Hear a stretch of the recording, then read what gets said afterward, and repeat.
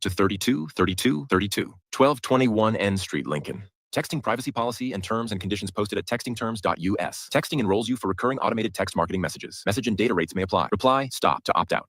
A1 Automotive's second location is now open at 5110 State Hill Drive, just off of Yankee Hill Road. The new location continues to specialize in all makes and models and provides personalized service as they have for 15 years. With the school year here, A1 Automotive reminds you that college students get 10% off any service, and they offer free tire repair with a valid college ID. Schedule your appointment today at a1autolincoln.com and visit their new location in South Lincoln at 5110 State Hill Drive or downtown at 11th and L.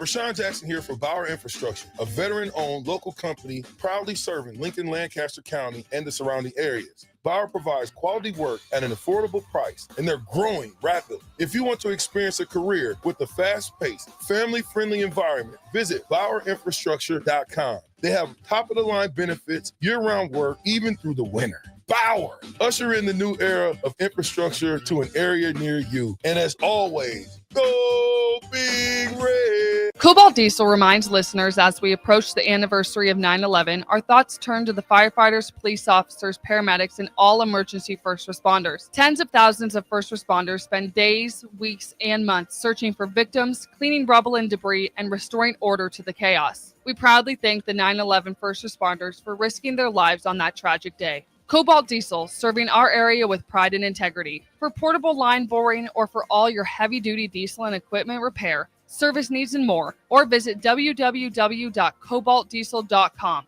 Cobalt Diesel, on the air because they care. Saturday. Eagle Raceway is open for a full season of dirt track racing action every Saturday night. Don't miss the epic battles on the high banks of Eagle Raceway each Saturday between the Nebraska Septic Sprint Cars, Nebraska Lottery Modifieds, Avid Realty Sport Mods, Valentino's Hobby Stocks, and A1 Iron Stock Cars. Let's go racing. Eagle Raceway, just 10 miles east of Lincoln on O Street. Check out the full schedule at eagleraceway.com. Hi, Sean Callahan here for Koppel Chevrolet GMC. This month kicks off Koppel's 50th anniversary sale. We're celebrating 50 years by offering an additional $500 discount to the next 100 customers that buy a new vehicle. This is in addition to the huge savings already in place. You can take an extra $500 off our discounted price, or we can cut you a check on the spot. Celebrate with savings and see why customers have trusted Koppel since 1975. It's our way of saying thank you for all these years. Empire Netting and Fence delivers top quality netting and fence solutions. From major sports venues to backyard installs and everything in between, coast to coast. We take on tough jobs with grit, integrity, and a strong commitment to safety. Empire is growing, and we're hiring motivated people ready to grow with us. We build each other up, and we're building something big. Think you've got what it takes? Apply now at empire-fence.com. That's empire-fence.com. Rain, snow, or shine, John Henry's is here to keep your home's plumbing systems working properly no matter what kind of weather Nebraska throws at us. From unclogging toilets and drains to installing new water heaters and water treatment systems, John Henry's is your plumbing expert in the Lincoln and Omaha communities. Visit us at calljh.com or call John Henry's. 435-5555. John Henry's Plumbing, Heating and Air, and Electrical. This is Lincoln's home for sports talk on the FM dial. Also online at theticketfm.com. On the internet. KNTK FM Firth, 93.7 The Ticket. Coming at you live from the heart of Lincoln, America. This is Old School, sponsored by the Mercado by Certified Piedmontese. Nebraska Football Hall of Famer Jay Foreman and Austin Oerman. Old School with Foreman and Oerman on 93.7 The Ticket and theticketfm.com. That's right. Welcome in to Old School here on 93.7 The Ticket and theticketfm.com. I'm going to say it before Jay gets to say it. I'm not brand new. I did not come back brand new, Jay Foreman. Oh, yeah. Same me. Yeah. Same me. You, it's much deserved for you. I appreciate How old are you, that. Austin? I just turned 27 at the end of June. Yeah. 24 years old on 3, 4, 5 vacations. This is blasphemy. That is not me. I don't even know what that word means. I just saw it on a TikTok sounds good. from Mr. Fivehead, Stephen A. Smith. blasphemy. I don't even know what that means. What it means. I just thought it sounded cool. You got your laptop. You can. Yeah. You I can figure wanted it to out. see if I could, pronounce it right. I think you nailed it. Yeah. Welcome into Old School, brought to you by the Mercado by Certified Piedmontese. For those of you not watching on stream, don't worry. The OG Old School crew back in full effect. Austin J and, of course, DP. DP, what's good? Everything. I get to hang out with y'all in the afternoon. It's good times. What more can we ask for? Good times. Absolutely. Jay Football Foreman. season and whatnot. Indeed. Jay Foreman, who is Old School brought to you by? The Mercado, Certified Piedmontese, Special Ingredients, a butcher shop, 84th and Havelock, 30th and Yankee Hill, 85th and Andrew Old Cheney, and 168th and Maple up there in the O. Hey, every type of meat, every type of cut. I always go in there and ask the dude. Hey, when that dude sees me coming in there, he knows what time it is. He knows exactly. He knows when I'm going in there to kind of like browse and maybe leave, or he knows I'm coming in there to do some damage. DP, we know you listen, so you know that we like to talk about a bunch of grilling on this show. But Jay, since I've been gone for 6 days, I need a smoker update. In the griller update, hit me up. Where are we at? We're on a Monday. Since everybody's listening, we're on for the next 3 hours now. We're starting it again. Poll number 2? Poll number 2. Rec Tech was in full effect, and they got a nice setup. I know there's a local guy. I got a Kevin Meyer texted me. But I heard about the text line. If you guys know, I think there's a company or whatever that makes them from scratch. I think it's down in Crete. I think it's in Crete. So it's in that area that they make them from scratch. Now, if you make them from scratch, do you deliver with the instruction book? Don't just drop it off and say, figure it out. Here you go. Yeah. Because I guarantee you, if it's made from scratch, it has all the stuff to heat up more consistent. But it's all good. 402-464-5685. What kind of smoker does Jay Foreman need? What did you grill while I was out of town? What'd you go with? Everything. I bought a pig. Yes, I eat the swine. I know everybody. You know what's funny, man? I eat the swine, bacon, all that, hog mugs, pig feet. Yes, I do, and proud of it. But so I had some pork steaks. They on a pipe, a little honey glazed, seasoned to perfection. Some chicken quarters. I got an uncle, man. Okay, Uncle Hotsy, and he eats very little meat. You had Uncle Grease, Uncle Butch, Uncle Hotsy. I got more than that. Uncle Blood. Uncle Blood. Yeah. Elroy. I just keep the running list in my head. Hey, John. Yeah. Meat. I got Uncle Bruh. Uncle Bruh. Hey, it can go from 8th Street to 98th. Trust me. Uncle Bruh. Yeah. Everybody got an Uncle Bruh. Hey, he's like, man, he was talking to me about pork one time. I said, listen, man. I said, hey, whatever you saying, it sounds great. It does. This right here, the stuff you're talking about was way back in the day. We got microwaves right now, butchers. I'm going to eat it because it tastes stupendous. So every time I'm going to get down with some pork, I always send it to him to make him mad. He always sends me a thumbs down. That's it. He just sends me emojis. Yeah, my uncles were members of the no pork club. Trichinosis was a real danger. Yeah, no more. It was. I didn't even know what it was. Like at the border, at the Mason-Dixon line, there's some real separation of family characteristics and traits. My farm folks from Virginia and North Carolina, bring it on. Matter of fact, they gonna raise it and then finish it.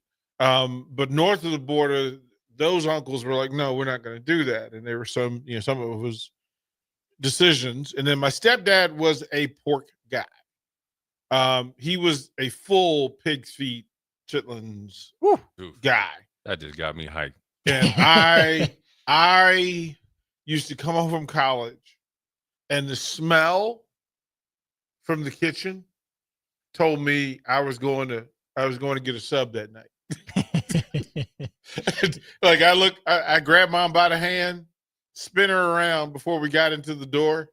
I would drop the bag at the front door, and then we would spin out and go to the local sub shop because Pops was in there with pig feet and chitlins, and I was not having it. Understandable.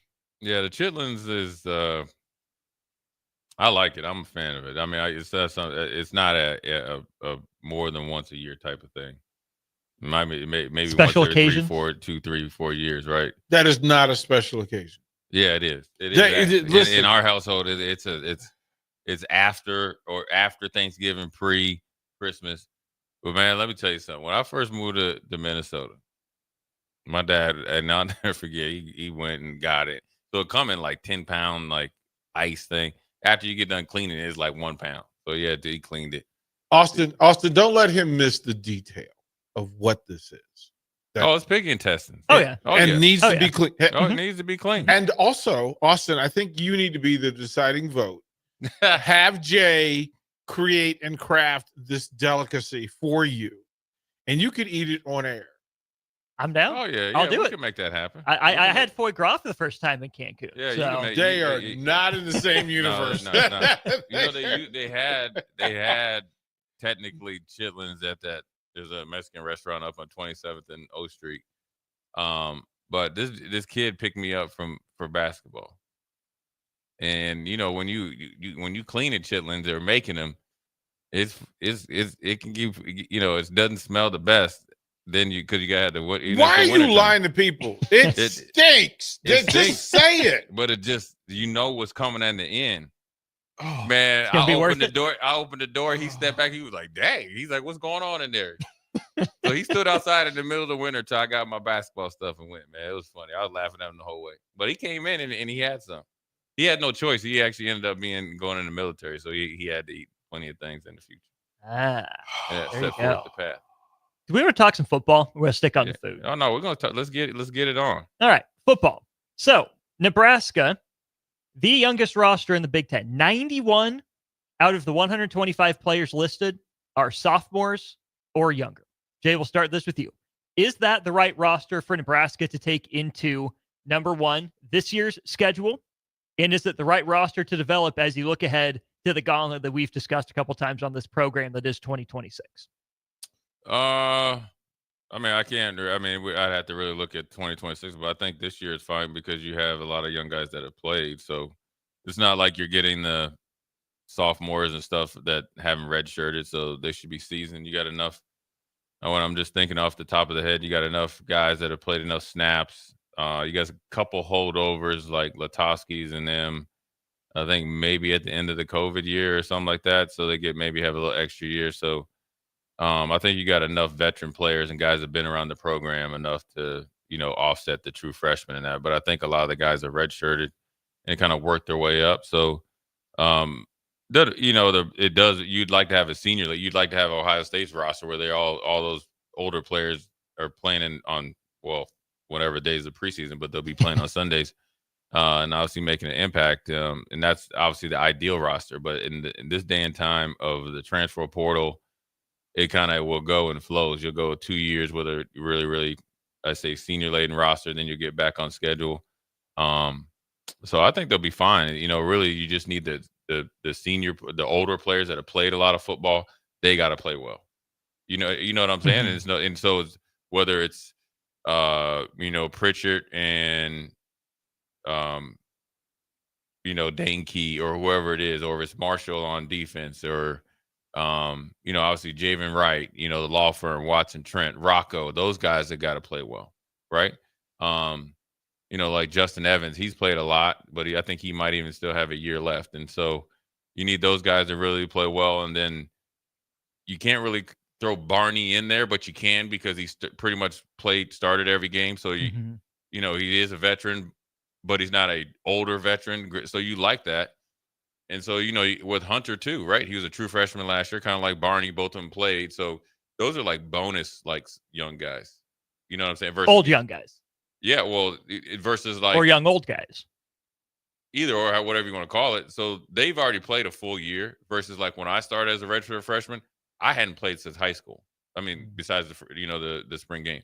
So I hadn't played in a true fight per se longer where these guys have been through it. So I think they have a good mix, and really the older guys are the guys that have played are going to win you the most games. And then the guys that are kind of the freshmen, whether it's the Mims, the Mose's, trying to think who, anybody like Amari, or anybody like that, then those guys are going to have to be the bonus guys. DP, your reaction to Nebraska having 91 players classified as sophomores or younger on the roster heading into 25?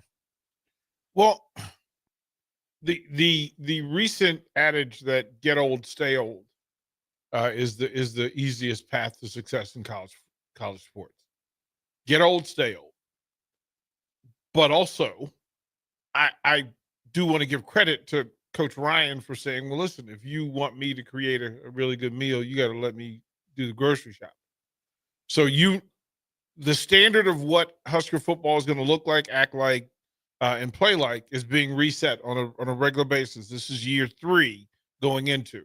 That's 2 years of changing the roster, changing the makeup of the roster, changing the makeup, and then remember that you have new coordinators who want different things now.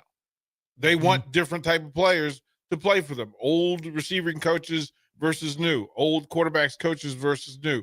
Old defensive line coach versus new. Yeah. You have to allow. Jay Foreman will walk in and change. If he went to Lincoln High School, he would change the way the linebackers look just because he knows what he wants it to be. So allow time for it to happen. If it gets young and stays young, different statement. Yeah. Then you're MAC team. Yeah. Well, I don't even know if it's MAC. Like, that's almost JUCO. I think it's almost hard to do that. It's hard to stay young like that. I think you can't. I don't think you could just be just a bunch of freshmen and sophomores. I think you have to have a good mix of, older guys. And see, like next year, you'll be like, okay, one of the older teams. Now, look, with such movement consistently, ideally, I think this get old and stay old really pays dividends in basketball because it's easier. There's not as many guys. But it's a bigger physical advantage to be old and stay old in football, right? Well, of course, yeah, sure, because it's a collision sport.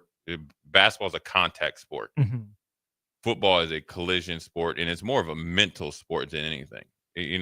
Like if Jay Foreman now or then comes in now, I'm not even, because I hadn't lifted weights or anything. Versus now, these kids have all been on weight programs now, so the waiting period, ideally, physicalness, like height, weight, speed for your position group is a little bit less. That's how you can kind of be on track or be a little bit younger sometimes.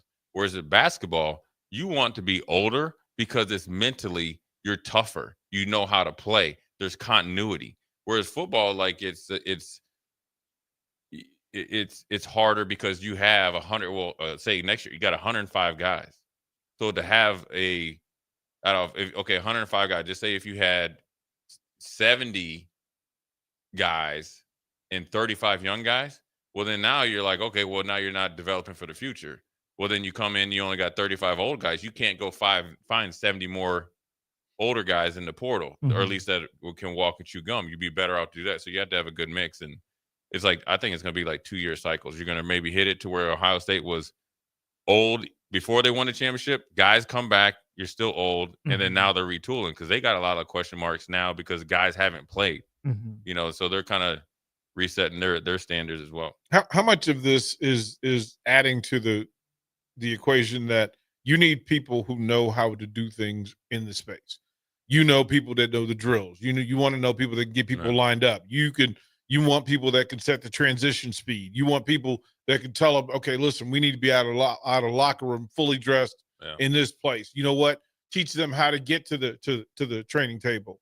Like, what can you do? Yeah, you want the dragger along guys and point you in the right direction, and that doesn't have a year on it. Now, granted, you want some sophomores going to be juniors going to be seniors. You want it to be like, okay, I know who's coming down the pipe, but the leadership comes from, within and bringing guys along and getting them up to speed to lessen what I like to think what the coaches have to do. And so a lot of it's based on performance. I keep saying that football is a mental sport. It is. It's a mental sport. And a lot of the stuff that you can or don't accomplish just comes down to, sacrifice, focus, and, I guess whether you want to, whatever catchphrase they use, want to buy in, culture or whatever. Just do the simple things. And do you do what's more than required? That's the hardest thing right now. If you look at, I know we're getting off the pot or off the like subject a little bit. When you look at like quarterback play, because this is the first weekend of preseason, and quarterback play throughout the whole nation, these guys are more. They look the part, right? Mm-hmm. They're, you see some crazy looking kids at like 10th grade, 11th, 12th, right? But they're not mentally and emotionally. They're not developed. That's why you see guys go to the league. Right, they look the part. They don't play the part. That's why you see Caleb Williams struggling still right there.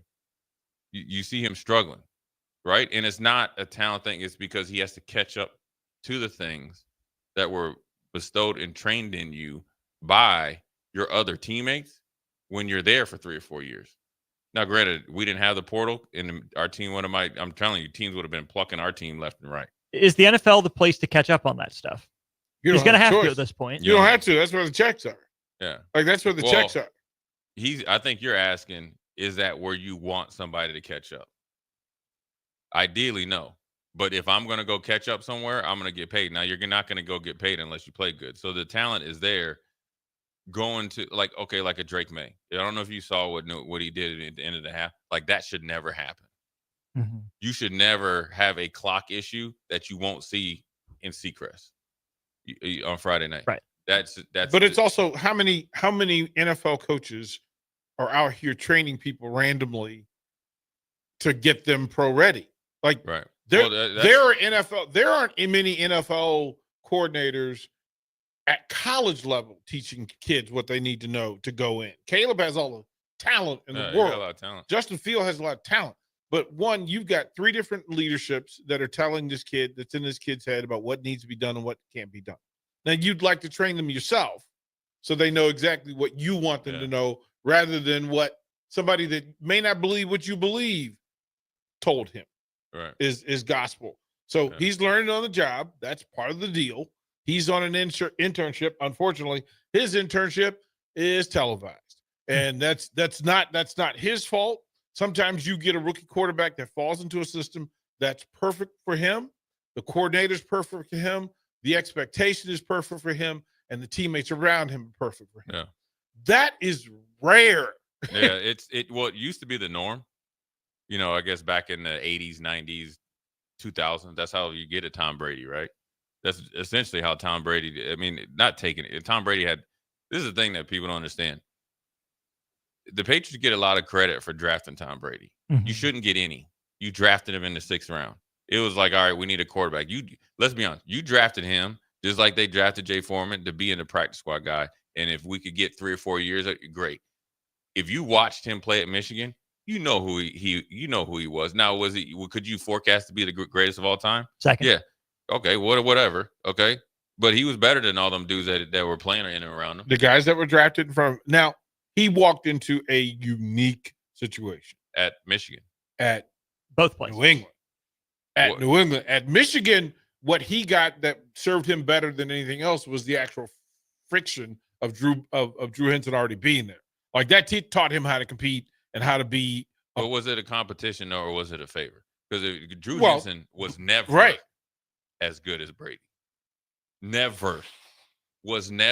He was more talented. Okay, he more was talented. Talented. But the talent is being actually good. Now, granted, he got a internship unpaid, like a true internship of what the NFL is. Now, he walked into a unique situation where he got a redshirt year. Well, listen. If it isn't for Mo Lewis, we don't know Tom Brady. You don't like that. Not right away, right? But when you have alignment from Robert Kraft to, let's just say, Bill Belichick on down the system, then that's how you get Tom Brady. When you have alignment from the Hunt family to Brett Veach, Andy Reid to Andy Reid, that's how you get. Oh, I think Alex Smith last year is pretty good, right? And then here comes Mahomie. What did he get? A redshirt year. So, well, think about. But then you don't get it anymore because look at Caleb. You just drafted him, and you got a new head coach in 9 months. Well, heck, he got fired during the season, right? Think of how many quarterbacks in recent years got the first primary college decision wrong. and only wrong in the sense that it wasn't what was best for them then. That we could talk about Baker Mayfield and Joe Burrow, and we can go up and down the list of guys, Jalen Hurts, who had the transfer, right? Kyler Murray, that in a different universe, in a different situation, different people in place. Most cases for quarterbacks, talented quarterbacks get drafted by bad management. Like they're picking number. The Cleveland Browns. Yeah, like are drafting because they're the Cleveland Browns. Because they're the Browns. It's the same team that had brought Deshaun Watson to Charlotte. Get him. And brought Kenny Pickett to Charlotte, who, by the way, has a torn hamstring off the bone. And then you draft Dylan Gabriel after you sign Joe Flacco to be your starter. And then, now granted, it's the first they don't have you can't say that's the first preseason game because they don't have 4 anymore. Yeah. It's just the preseason game that Shedeur Sanders does well. And then Kevin Stefanski doesn't recognize it after the game, doesn't recognize it in the locker room. Not saying that he should be the starter, because game 1, you should probably start Joe Flacco because he does still need to develop. But you just drafted 2 quarterbacks that you have no intention. I mean, absolutely no intention on keeping past this year. Like none. So it's whatever Dylan Gabriel gets paid in year 1 and Shedeur gets paid in year 1. I hope he's there next year. Dylan? No. Shedeur? Or Stefanski? I'm sure, but like listen, this is a dude that got some money. Like, he won the lottery and then found a piece of land that existed, and he knocked down the house. He's going to build up this perfect house, right? He's good. He's got designers all over the place, not realizing there's a storm coming, and that house is going to be grounded. Pay his insurance. Hey, like, he's like in Houston, and you didn't pay your flood insurance. Yeah, you don't know that. Yeah. Hey, that's a brand new house, but you're right on the flood line, sir. Yeah. Well, you didn't read the small print. You know, I think it's when you're talking about just football players in general, when your DP's talking about talent. So here's where things really changed. When the whole kind of RPO thing kind of started. So they just said, you know what, you're the best athlete. Normally, we're going to put the ball in which you should immediately to win. You should. There's nothing wrong with it. So by there, you were essentially creating a bunch of one-on-one opportunities for the best guy, but you weren't developing them because once you get in the league, it doesn't. All that stuff is out. You ain't outrunning nobody. It's a good way to win youth games. So this is why Lamar Jackson, when it's on, when Monken and him are on, and the defense actually plays their part, he's flat out unstoppable. Josh Allen. Patrick Mahomes, because you have to be able to play within the pocket. Then you add the running. That's where you make it. But when you were just saying, hey, all right, I want you to win me some games, but then it comes down for you to go play in the biggest level, even in Canada or somewhere like that, it's a hard transition. When the Ravens were bad with Lamar Jackson, it was go make plays. When they got good and they got talent around him, then it became, we need you to make smart decisions. And that was the difference for him. That's when he threw for 40 touchdowns against 4 interceptions. And which is the most important, and this is where people just gloss over this. He made the decision. Harbaugh helped him with the decision because he said, stop telling me what he can't do. Let me show you what he can do. And let's make it unstoppable. And that's what you're getting. That's a good place to send it to our first break of the show. 402-464-5685. You want to be a part of the conversation. John and Cortland, 7809. Eric, appreciate y'all chiming in so far. When we get back, the new AP poll was released. Hey, man. We got a stat. Hold on. After the top 25, I called it, this is DP University, BYU and Utah. Tell me. There we go. Tell me all about it. Man. There we go. AP Top 25 in review. Coming up next on Old School. You're listening to Old School with Jay Foreman and Austin Oerman. Download the mobile app and listen wherever you are on 93.7 The Ticket and theticketfm.com. Nebraska football opens their season on Thursday, August 28th in Kansas City, and you can be a part of the best pregame tailgate party with Blur Events, live from Kauffman Stadium, home of the Royals. Doors open 4 hours before kickoff with a live DJ promoting interactive competitions and giveaways. Tailgate games like cornhole, flip cup, and beer pong. Access to ballpark concessions and available air conditioning. Book your tickets today at blurevents.com/Kansas City and hang with 93.7 The Ticket on the scene prior to Nebraska versus Cincinnati on August 28th. Mike, I've been thinking our house could really use a makeover. How about new siding? I've been thinking the same thing. Have you heard of James Hardy? Yes! Sarah down the street had Roofing Service Company install James Hardy siding on their home, and they love it. Roofing Service Company does have great reviews. They took her through the design process and made everything super easy. Roofing Service Company offers expert design and installation. Couple that with James Hardy's durable products and variety of colors, you and your family will love your exterior remodel. Just visit roofingservicecompany.com. That's roofingservicecompany.com. A1 Automotive's second location is now open at 5110 State Hill Drive, just off of Yankee Hill Road. The new location continues to specialize in all makes and models and provides personalized service as they have for 15 years. With the school year here, A1 Automotive reminds you that college students get 10% off any service, and they offer free tire repair with a valid college ID. Schedule your appointment today at a1autolincoln.com and visit their new location in South Lincoln at 5110 State Hill Drive or downtown at 11th and L.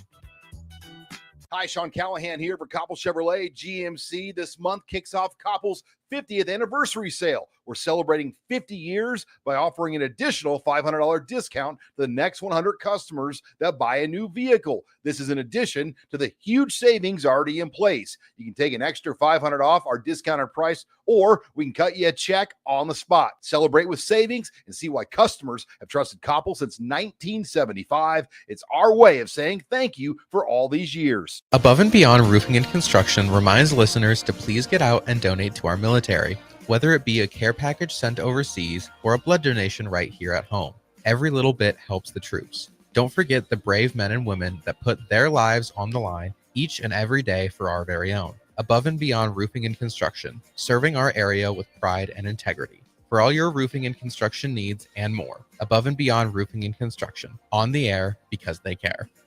Hi, it's Charlie Stone and Andy Goodyear of Honda of Lincoln with more exciting news for area car buyers. Charlie, it's just announced that Honda of Lincoln has won 3 of the Lincoln Journal-Star's Lincoln Choice Awards: Best New Car Dealer, Best Auto Repair, and Best Place to Get Your Oil Changed. Wow, that's great, Andy. Anything else? Yes, we were runner-up for Best Pre-Owned Dealer and Best Tire Dealer. A lot of people don't understand that we do sell tires here. Very exciting, Andy. Why do you think your dealership is winning so many awards? Charlie, we simply say it's the Honda of Lincoln way of doing business. Looks like Honda of Lincoln is the great news headquarters for Lincoln. Yes, and even all of Nebraska, we are also announcing that Honda of Lincoln's the only dealer in the state of Nebraska to win the prestigious Honda President's Award for 2024. Honda of Lincoln, Nebraska's #1 volume Honda dealer, 27th and Yankee Hill Road, or online at hondaoflincoln.com. Looking for a fun way to give back? Join us for the 2025 Kicks for Kids Nebraska Fun Run Walk, presented by Pinnacle Bank, on Saturday, August 23rd at James Arthur Vineyard.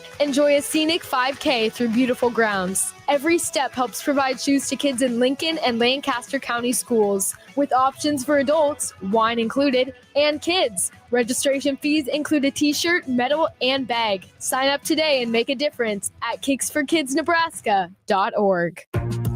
Back to old school with Foreman and Oerman on 93.7 The Ticket and theticketfm.com.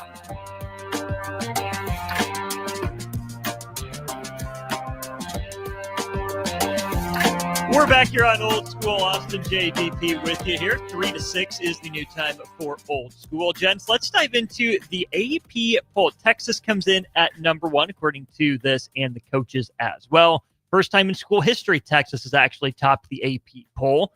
So that was interesting. Penn State, just a handful of first place votes behind them. Ohio State also receiving some first place votes. Rounding out the top 6, and I'll get to why in just a moment, Clemson, Georgia, and Notre Dame. So Texas, Penn State, Ohio State, Clemson, Georgia, and Notre Dame, the top 6 teams. In the college football playoff era, so dating back to 2014, every national champion has ranked in the top 6 of the preseason AP poll. that's a streak. I mean, that is a decade's worth of data. Now, I know we only have 1 year of the 12 team, but still, every year since 2014, the national champion has come from inside the top 6. So they got it right last year. They got it right last year. In the 14 playoff, they got it right-ish. Again, top 6, that's not a whole bunch of wiggle room, but it's not everything. Clearly, it's not a hard, fast rule, but I do think it speaks to a little bit of the stratification potentially of the sport, and that, hey, you know what, sometimes we're not so far off with who we actually think the best teams are. Well, it's not too hard to pick the top 6. Has been rinse and repeat. I think the new team, especially at the top, is Texas. Now, Notre Dame new-ish to the conversation. Yeah, they've been in 2 national championships. They've been in there, but they haven't been ranked top 6 recently. No, preseason. That's what I'm saying. Yeah. So I guess but Notre Dame gets the complimentary. It doesn't matter. Notre Dame could be 2-10. They like the Cowboys. He's like, all right, they'll be all right. Well, what about Notre Dame? I think when you look at it as far as the Texas, it's really interesting that they're ranked number 1 considering what they lost. But more importantly, you got a quarterback they ain't never played. So, or at least haven't played a lot. Spot duty. Right. And that goes for Ohio State as well, right?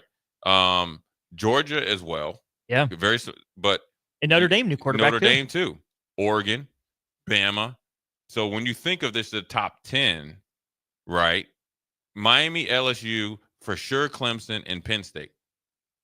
Those are the guys that have the 4 best quarterbacks of proven. And if you go 11, for sure, Arizona State. You got the 5 best quarterbacks that are proven. 13. Yeah. Illinois. Yeah. Right. So you can keep going. You could just stop at 13.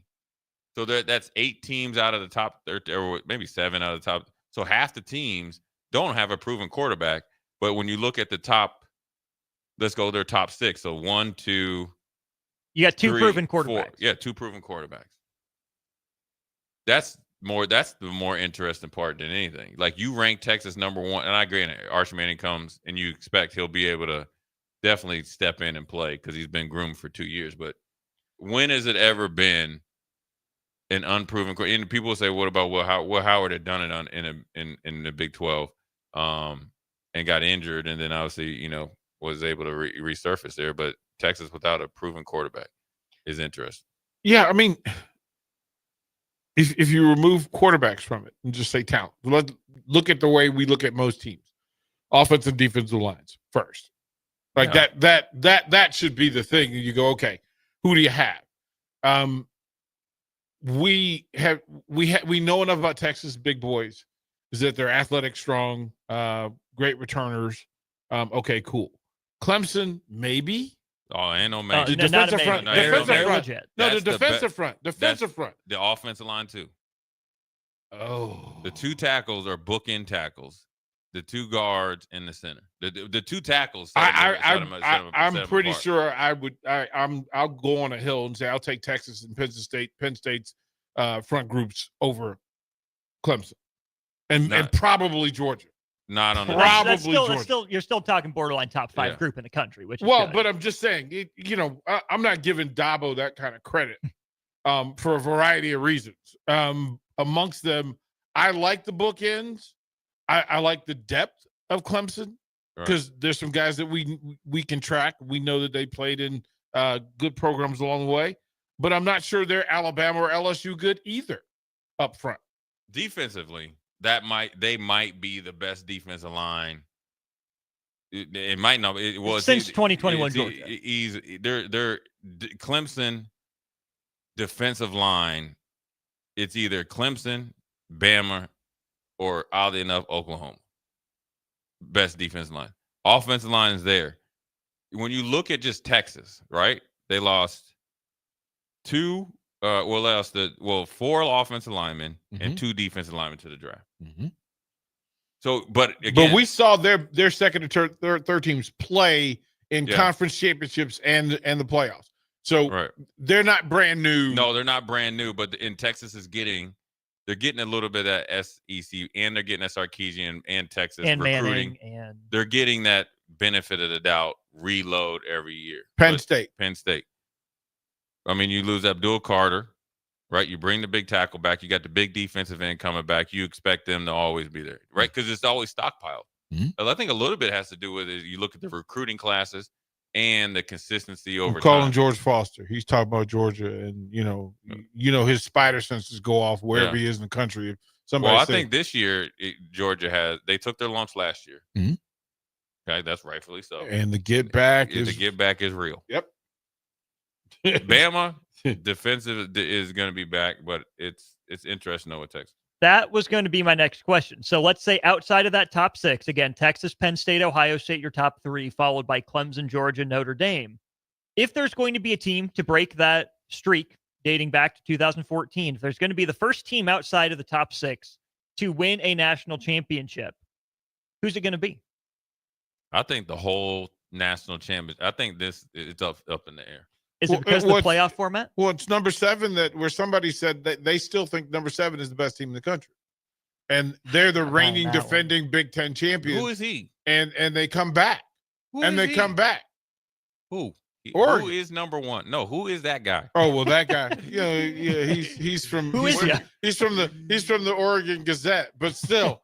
Who are you? Right? That in the space. But I mean, are we really saying that we don't think that Oregon up front? We saw them walking into Vegas, and they have dudes that look like, quite frankly, we're different. We don't care what everybody else is doing. They got a chance. I mean, I think it's going to be up in the air. 1 through, just say 15 or 16, right? I think you could stretch it to 20, and I think if you can get in the playoffs and get a good matchup, you can make a run. And if you get 2 or 3 weeks to game plan for a championship game, there is no favorite. We saw it. I mean, Notre Dame, Ohio State was way more talented. Notre Dame, well coached, and it came down to the wire.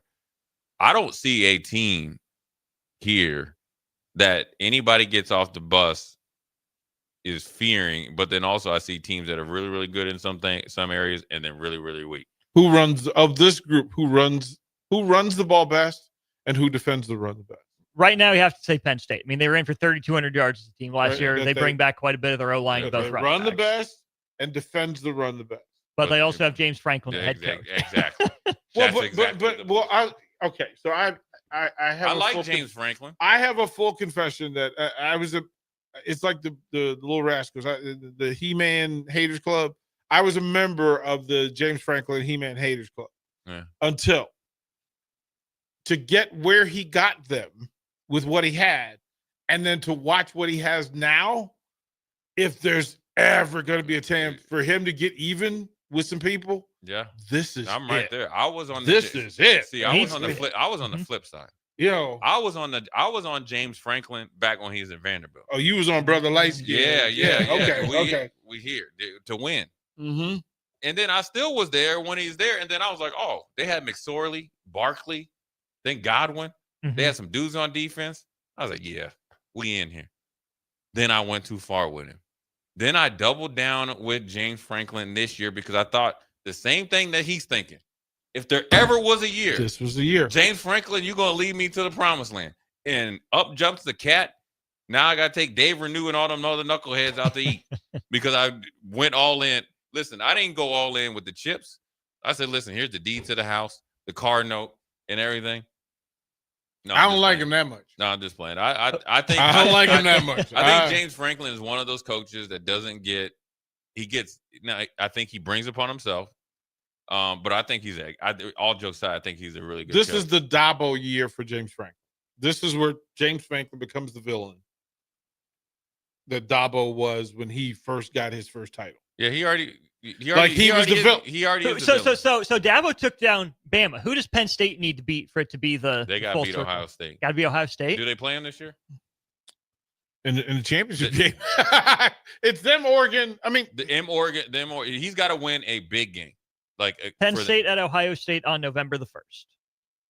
Yeah, I think that's the one. Well, no, because that's where they get distracted. They need to win the Big Ten championship game.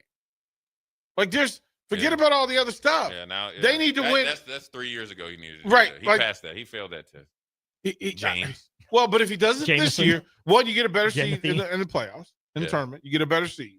You're not going to go and face LSU down there, like at a neutral place, Sugar Bowl. No, They need to be somewhere where they have the advantage. Send them to Florida where there'll be no Florida teams in the tournament, and then get to work. So good observation from 2366. I was getting there as well. Penn State goes to Ohio State on November the 1st. They also host Oregon on September 27th. That's their competition there, according to most people, the top of the Big Ten. So, I mean, we could be talking about 10-2 Penn State. Listen, they fight for the playoff. Listen, as much as everybody says Nebraska's schedule obviously is favorable, for Penn State to kind of control their own destiny, considering they're starting number 2, they have a really good schedule, right? Just assume that they. I would have flipped. If I was Penn State, I would have petitioned highly with finances the idea of them getting Oregon and Happy Valley in November. Yeah, instead of Ohio State. That would be, Ohio State's not an advantage. Right. Getting Oregon in November. But what I'm saying is this: if everything works out, and this is where Penn State really probably needs to cheer for Nebraska. Say they beat Oregon, which they should, right? And say they go to Ohio State and lose, and you have the built-in excuse, and that's fine because you can say, okay, this isn't the whole season. Now we're still on track. They want Nebraska at that final home game to be ranked. So this is why I think it sets up well for James Franklin, because every game he coaches, he's going to face him.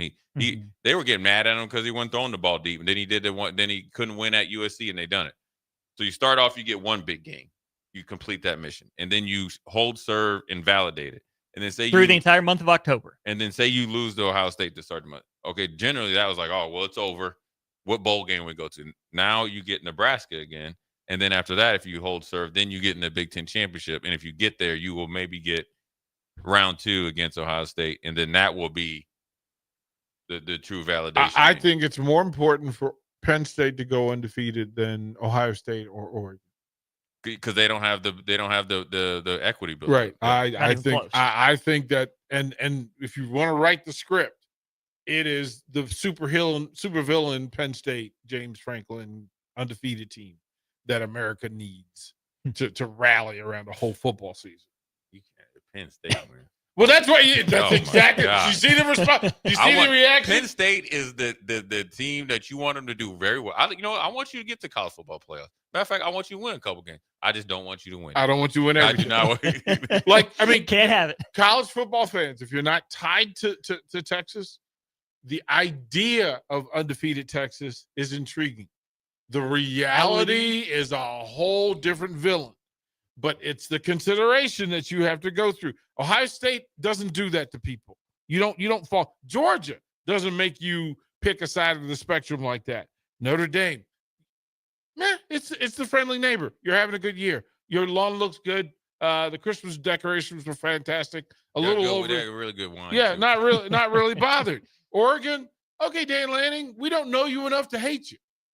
Like, we don't know you that well. We just met you. Oregon's also never got one before, so, that's kind of cute. Right?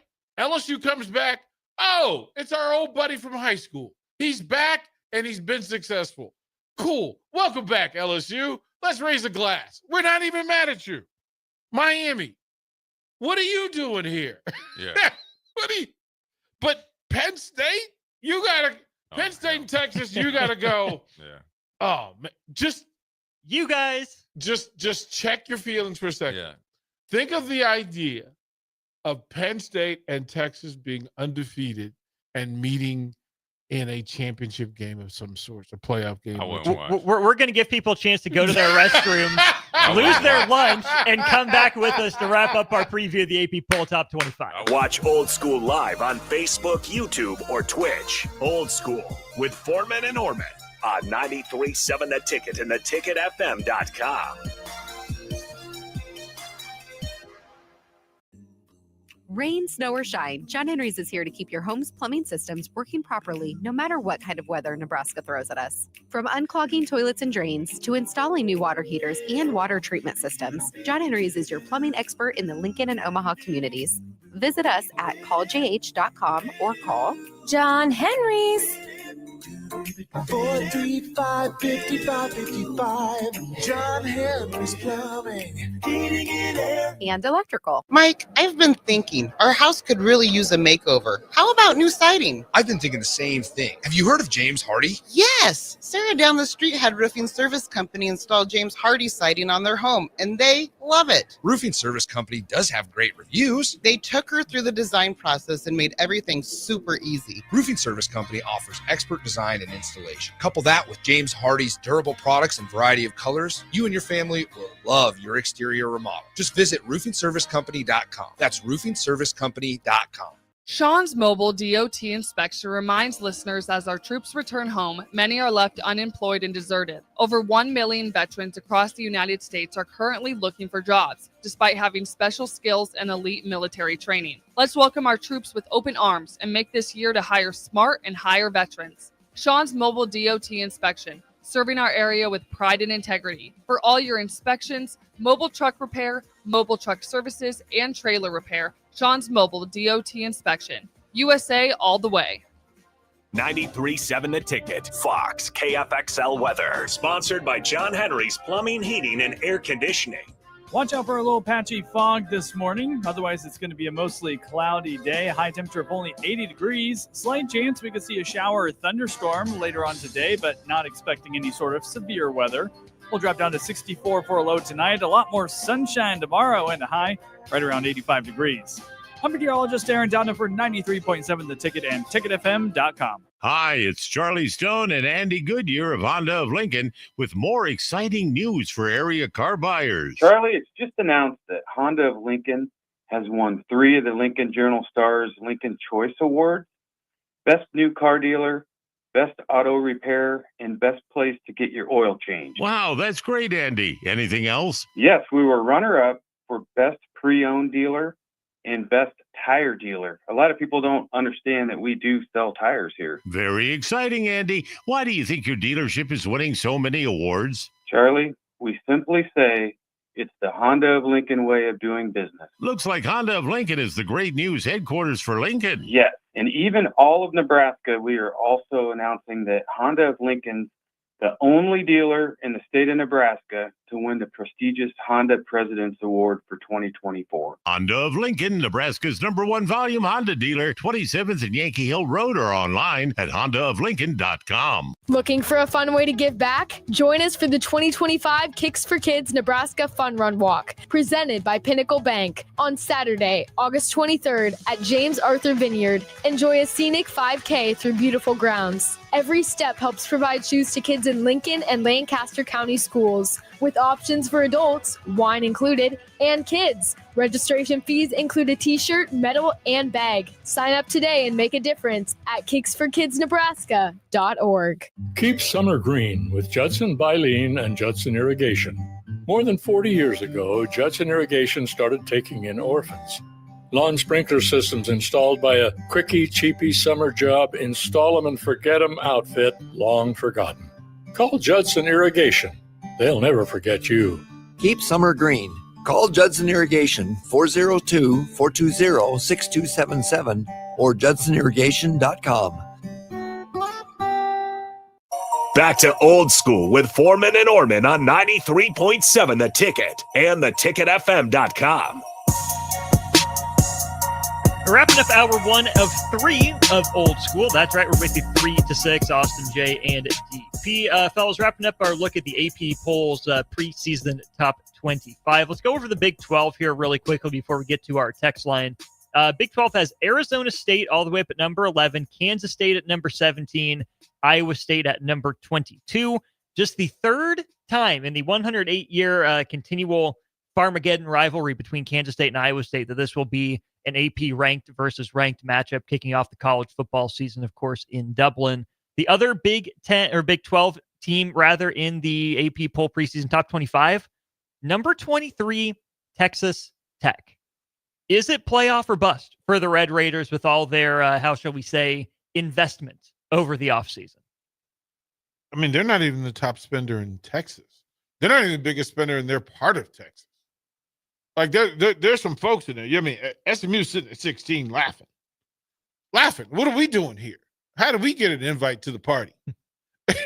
Right? Spending money, A&M money, Texas money. That is crazy.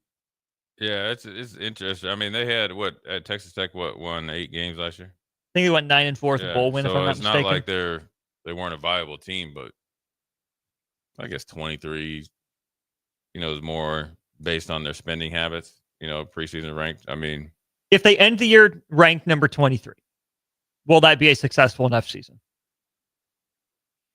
I think they'll be fine.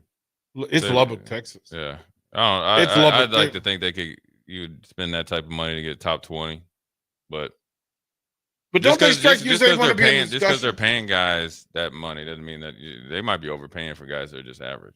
Like, don't they? Don't you see? It seems like they're the type of program that spends to be in the conversation, not necessarily to be the topic of conversation. Right, just to say, "Hey, look what we're doing." Yeah, and then they're not getting much, return on investment. What's their best year? I mean, they had 1 year of no. It was Crabtree, right? But even then, I think they won like 10 games and didn't do anything of substance in a BCS bowl. I mean, think about it. Them and SMU, you're talking about Pony Express or bust for SMU, and then for Texas Tech, when the Mahomes era is still the apex for what you're talking about, it's not like he destroyed the rest of college football. So Texas Tech 2008, 11-2, so 11-1 with a Cotton Bowl loss, reached as high as number 2 in the AP poll. 1976, they reached number 5, went 10-2 with a loss in the Blue Bonnet Bowl. And in terms of double-digit win seasons, Texas Tech as a program has 6 10-win seasons. 6. In the 2000s, they have 1. It was that 11-2 year. Otherwise, they're 1973, 1953, 1976, 1938, and 1932. Just happy to be invited to the party. And willing to pay for the ticket. Very willing to pay for the ticket. Let's get to our Starter Human Jewelers text line here before we go to break and hear from Nebraska Athletic Director Troy Dannen.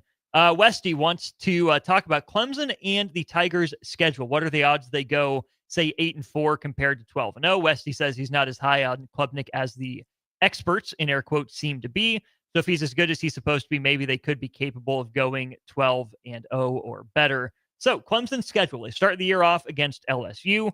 They will host Troy, go to Georgia Tech, host Clemson, have a bye week, travel to Chapel Hill to take on the Fighting Hoodies. They will then travel to Boston College before hosting SMU. Bye week, they host Duke, host Florida State. They will travel to Louisville on a short week. That'll be a Friday game before turning around with their SEC-style cupcake in Furman before going on the road to South Carolina to end the regular season. Looks like a four-loss situation to me. I think they're more apt to win. I don't know if they'll go 12-0, but they're not getting LSU an opening night. I think they're more apt to win 10 games versus 8. I see double digits. It's not going to be as easy as, Dabo, what he said is they're going to go 16-0. And obviously, you don't ever prepare for a season thinking you're going to lose or thinking that you're going to lose to anybody. I think they're hoping to be like Ohio State was towards the end of the season. I think this first game is the hardest game that they can have. You got a personal rivalry game, and obviously they have both the Tigers, both think they're from Death Valley Bowl. And both teams are trying to strive for the national championship. LSU probably has a little bit more to prove than Clemson, along with Brian Kelly, right? A lot of pressure, probably more pressure on Brian Kelly, but they both have really good quarterbacks. You got a quarterback with NFL pedigree and Nussmeier, and then I have a Klubnik that potentially could be number 1. Definitely first round grade right now, and a ton of talent all over. So that's going to be like Ohio State, Texas, but this game is going to be more intense and probably a little bit more juice to it, considering they're probably a little bit more ready-made to more established quarterbacks. And not as many opportunities on those schedules, not as much equity built up as we talked about a little bit before. And the Dabo factor. But they got up in their Clemson's dangerous, man. They're dangerous. Dabo found a way to hold serve during the big part of NIL and not spend money. Now, we got this little Now he got the 20.5, and it feels like he's actually taking transfers now. Yeah. A couple of them. Good on you, Dabo. They're a little bit dangerous. See how it works out. Let's go to break. When we get back, we'll hear from Nebraska Athletic Director Troy Dannen. Wide-ranging, fascinating little press junket that he had to lead off the weekend. We'll hear from Troy Dannen. We'll give our reaction to what Nebraska Athletic Director said. All that and more ahead on Hour 2 of Old School. You're listening to Old School with Jay Foreman and Austin Oerman. Download the mobile app and listen wherever you are on 93.7 The Ticket and theticketfm.com. When you were a kid, clubs were cool. Robotics club and space club and stuff like that. But what do adults get? Book clubs and quilting clubs? Nah, forget that. How about margarita clubs and old-fashioned clubs? Get to Upside Bar and Lounge for the best clubs in town. Try all 10 varieties of Upside margaritas or old fashions and take home a free souvenir glass. Grab the whole crew and pair it with taco night on Mondays or whiskey Wednesdays. Upside Bar and Lounge at 29th and Pine Lake. Rico here with HIS Auto Care at 70th and Van Dorn, letting you know HIS is a great place to bring your vehicle for service. With superior service bumper to bumper, we'll treat your vehicle like it's your mother's. Doesn't get any better than that. So call 402-488-8934 and HIS Auto will make you glad you did. 5% off, mention this ad, and for sure your mother will be proud you called. 402-488-8934, HIS Auto Care, 70th and Van Dorn. God bless you. Are you looking to upgrade or improve the garage door on your home? This is Cameron Hall of Doors Plus. At Doors Plus, we guarantee to offer a wide selection of options from 5 leading garage door manufacturers as we deliver a free estimate, exact measurements, and rapid installation with a 3 to 5 week time frame. When you choose Doors Plus for your residential garage door needs, you'll work with our experienced technicians and be ensured that your new door seamlessly complements your home. Give us a call at 402-590-5800 or visit us online at DoorsPlusLLC.com. Doors Plus, garage doors and more. Ryan, with all this red and all these people around, I'm still not seeing the tailgate. Todd Spidell, former body shop owner, terrible driver. We're getting close. Now, did you know with 3 locations in Lincoln and hundreds of years of combined technician experience, we can get Husker fans back on the road even quicker and safer after their tailgate mishaps? Oh, Todd, turn left right here. Left or right? Left, right here. Right? Well, you wait for the tow truck. I'm getting a hot dog. Well, I guess while I'm waiting. All right! Most recommended! Eustace Body Shop! Woohoo! Dude, you should be on American Idol. You really think so? No. Accidents happen, even to Husker fans. If it happens to you, call Eustace Body Shop, where our customers send their friends. The most recommended Eustace Body Shop. That's who we are.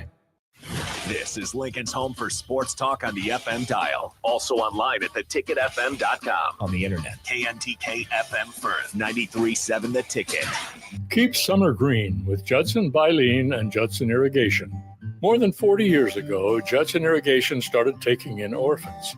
Lawn sprinkler systems installed by a quickie, cheapy summer job, install them and forget them outfit, long forgotten. Call Judson Irrigation. They'll never forget you. Keep summer green.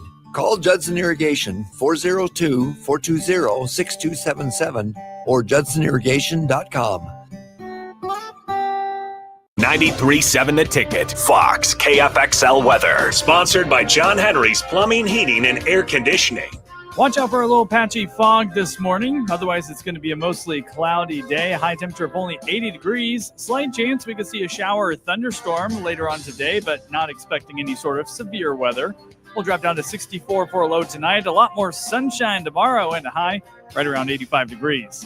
I'm meteorologist Aaron Dannen for 93.7 The Ticket and ticketfm.com. Shopping for new flooring is different today. Getting your questions answered, making the right selection, getting the best value, and installed quickly and professionally. Visit ostreetcarpet.com or shop our store. We'll answer all your questions and help you make the right choice. You'll be enjoying your new floor in just days for less than you'd pay elsewhere. Carpet, vinyl, wood, laminate, tile, and area rugs. We've got it all. O Street Carpet. 1732 O Street. Family owned and operated. Always the best value. Coming at you live from the heart of Lincoln, America.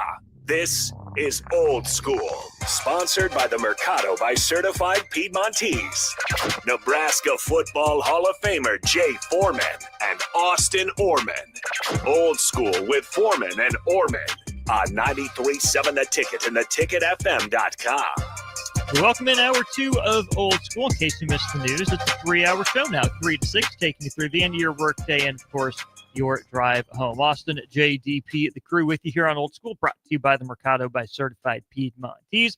Without further ado, let's just start diving into what Troy Dannen had to say. The Nebraska athletic director had a lot to say, especially as it related to the finances in college athletics. So let's start with this. Some records being set for Nebraska's athletic department in terms of the number of donations and the amount. Here's an update from that on Troy Dannen. Couple things from last year that I want to talk about. Competitively, I think we have 5 sports in the top 10, bowl champion, crown champion, a couple of Big Ten champions. It was a really good year competitively, a lot to celebrate. We also went off the field. We had a 3.46 department GPA, which is a record at Nebraska. Nobody talks about academics anymore, but internally we talk about academics all the time. So everybody's very proud of that. We had 11 more academic All-Americans last year. We also did some really good things financially. We set a record with 17,663 donors. We also passed $70 million in donations last year for the first time. Interesting stuff there from Troy Dannen, obviously lauding all the great success. I think sometimes we get caught up in the big name, the money revenue sports, such as they're called colloquially, and Troy Dannen made sure to focus on a lot of the sports that had a lot of success throughout the year. But then that last part, over 17,000 donors and $70 million raised for Nebraska. Maybe that pushes back on some of what I've said about being a little bit worried about Nebraska financially. But then what Troy Dannen will get into later is, how is Nebraska utilizing that money? The fact that Nebraska brought in over $70 million in donations was honestly eye-popping. I would have lied if I said I would have expected it to be that high. Yeah, I mean, I guess keep track of that, but it's good to know that people are supporting the whole program. Obviously, I think when people think of donations, you always think of like football, volleyball, basketball, and then forget everybody else. What it shows is that full support for the whole athletic department or all the athletic programs. And so you got to keep up, doing that. It's probably a good job on everybody that goes out and see the donors. And obviously the donors have to see something going in a positive way in order to get their money. So I think it's nothing but good things. So on that, what is the role then of the 1890 collective? I think this might clear some things up for fans, or at least make it clear as mud. Here's Troy Dannen on the role of the collective for Nebraska. A little bit on the collective, and I want to go back and talk about a couple more things here with NIL and NIL Go and what everything means. I've been asked a lot about the collective. A lot of institutions have changed their collective. Their collectives has rolled in house. First, and I've said it, Matt said it. It cannot be overstated the appreciation that we need to give to Tom, Sean Pede, and to those who are behind 1890, because they've done everything we've asked and we've needed. Whatever position or whatever trajectory that Matt's been able to take, football in particular, has been because of what the collective has allowed us to do. As we've talked through with the collective, what do these new rules mean? Their message to me is, tell us what you need us to be, and that is what we will be. The days of the collective collecting cash and distributing it as if it's NIL, but it's pay for play, those days are gone. That's the settlement stopped that. They can still do facilitate NIL deals. They can still take, and 1890 has a lot of branded products, and they can still enter into NIL contract with athletes to promote their branded products. A little bit of an update on that. We'll jump back into our conversation here after this. What does the process of revenue sharing look like at Nebraska? What are the steps that goes into it? Here's Troy Dannen breaking down Nebraska's rev share process now that the NIL pay for play that he mentioned with the collectives has gone out of style. So we met with, about a year ago, met with every coach. Jonathan Bateman, who is what I would say is our guru, right? He was the NIL guru. He became and I don't know what exactly the terminology is, but every campus has one person that's kind of the point into the system, and he is that person. He and I met with the sport administrator and every head coach and talked about what did they think they needed. And again, we're starting from nothing. Nobody knows what anybody else is doing. Normally, coach will say, "I need what they have," but they had to really show someone that, what do you think you need? Life insurance. And so we took that and then had another meeting a little bit later and kind of got the coaches' input. My mindset coming in changed from talking to the coaches. I thought we were going to have one program and one plan, and one size fits all. I would tell you we probably have 24 different models for what does football need, because it's different than baseball. Baseball needs scholarships maybe before they need rev share dollars. So there's a lot of that the coaches had to decide. Then once we make the allocation of the revenue, it's no different than allocating budget dollars to them. Here's how much you get this year. The coach, just like a scholarship, the coach decides how much somebody should have. Then the coach and the sport administrator make that decision. It goes to Jonathan. Jonathan makes sure it from a compliance standpoint that are we within the 20.5? Are we within the number that's been allocated before we submit it? Does everything work? Everyone who's getting $1 in cash from the rev share has to sign a contract. It's a contract that's common across the Big Ten. My guess is this contract will be common throughout the A4. They sign that contract, and then it gets to me. And ultimately, then I sign off on the contract. DP, your reaction to hearing about that process as laid out by Troy Dannen? Having talked to Troy about this very thing, you're there's a whole lot of new road. This is not an established path. There's no super highway of concrete and steel to take you to where you need to go. One, you're not really sure where you're going or how you're supposed to get there. You do have some time constraints. In hearing it come about to say, okay, thank you to 1890 for what they're doing, Jonathan Bateman and his ability to navigate a whole lot of dark spaces and really dark corners. To try to do it with the best intention is to have compliance at the top of it. I'm glad compliance is a priority and a focus. And separating the difference between scholarship and revenue share and having a finite line between them will keep Nebraska out of some places that other programs will end up in inevitably. The fact that you've driven the line, you've drawn the line, and then you've made it a formal line, that there is a difference. We would rather be compliant in asking questions. It tells me you're being proactive and, quite frankly, transparent, that there are programs that need more scholarship than they need extra cash. It's good to know that line has been drawn and is being worked around. Jay, the back half of that answer had a lot to do with contracts. Troy Dannen said Nebraska's contract, to his understanding, is a pretty standard one as it relates to the Big Ten and a lot of the A4, right, the autonomy for, or at least what will be, and that every student athlete that signs a rev share contract, they have to sign a contract to get the rev share, and Troy Dannen's the one that ultimately signs off on it. Kind of your reaction to that process and that system for Nebraska? Well, I think it's probably uniform. I mean, I think the sticky part is just to make sure that everybody's aware from, I guess, the NCAA or whoever makes the rules that the mothership, meaning the powers that be, are informing every university of the rules that change. I think it constantly is changing, like DP says, but as far as the process goes, you got the people in place, and that's probably, what you need. I don't think anybody's doing it any different. And I think the tricky part is, which I don't really know, because I just look at it like, hey, look, they got to go play whatever sport, and the better you play, the more money you'll get. So I like that type of. For me, I would have been just fine. I don't know, like, if I'm on pure scholarship, does that go against $20.5 million?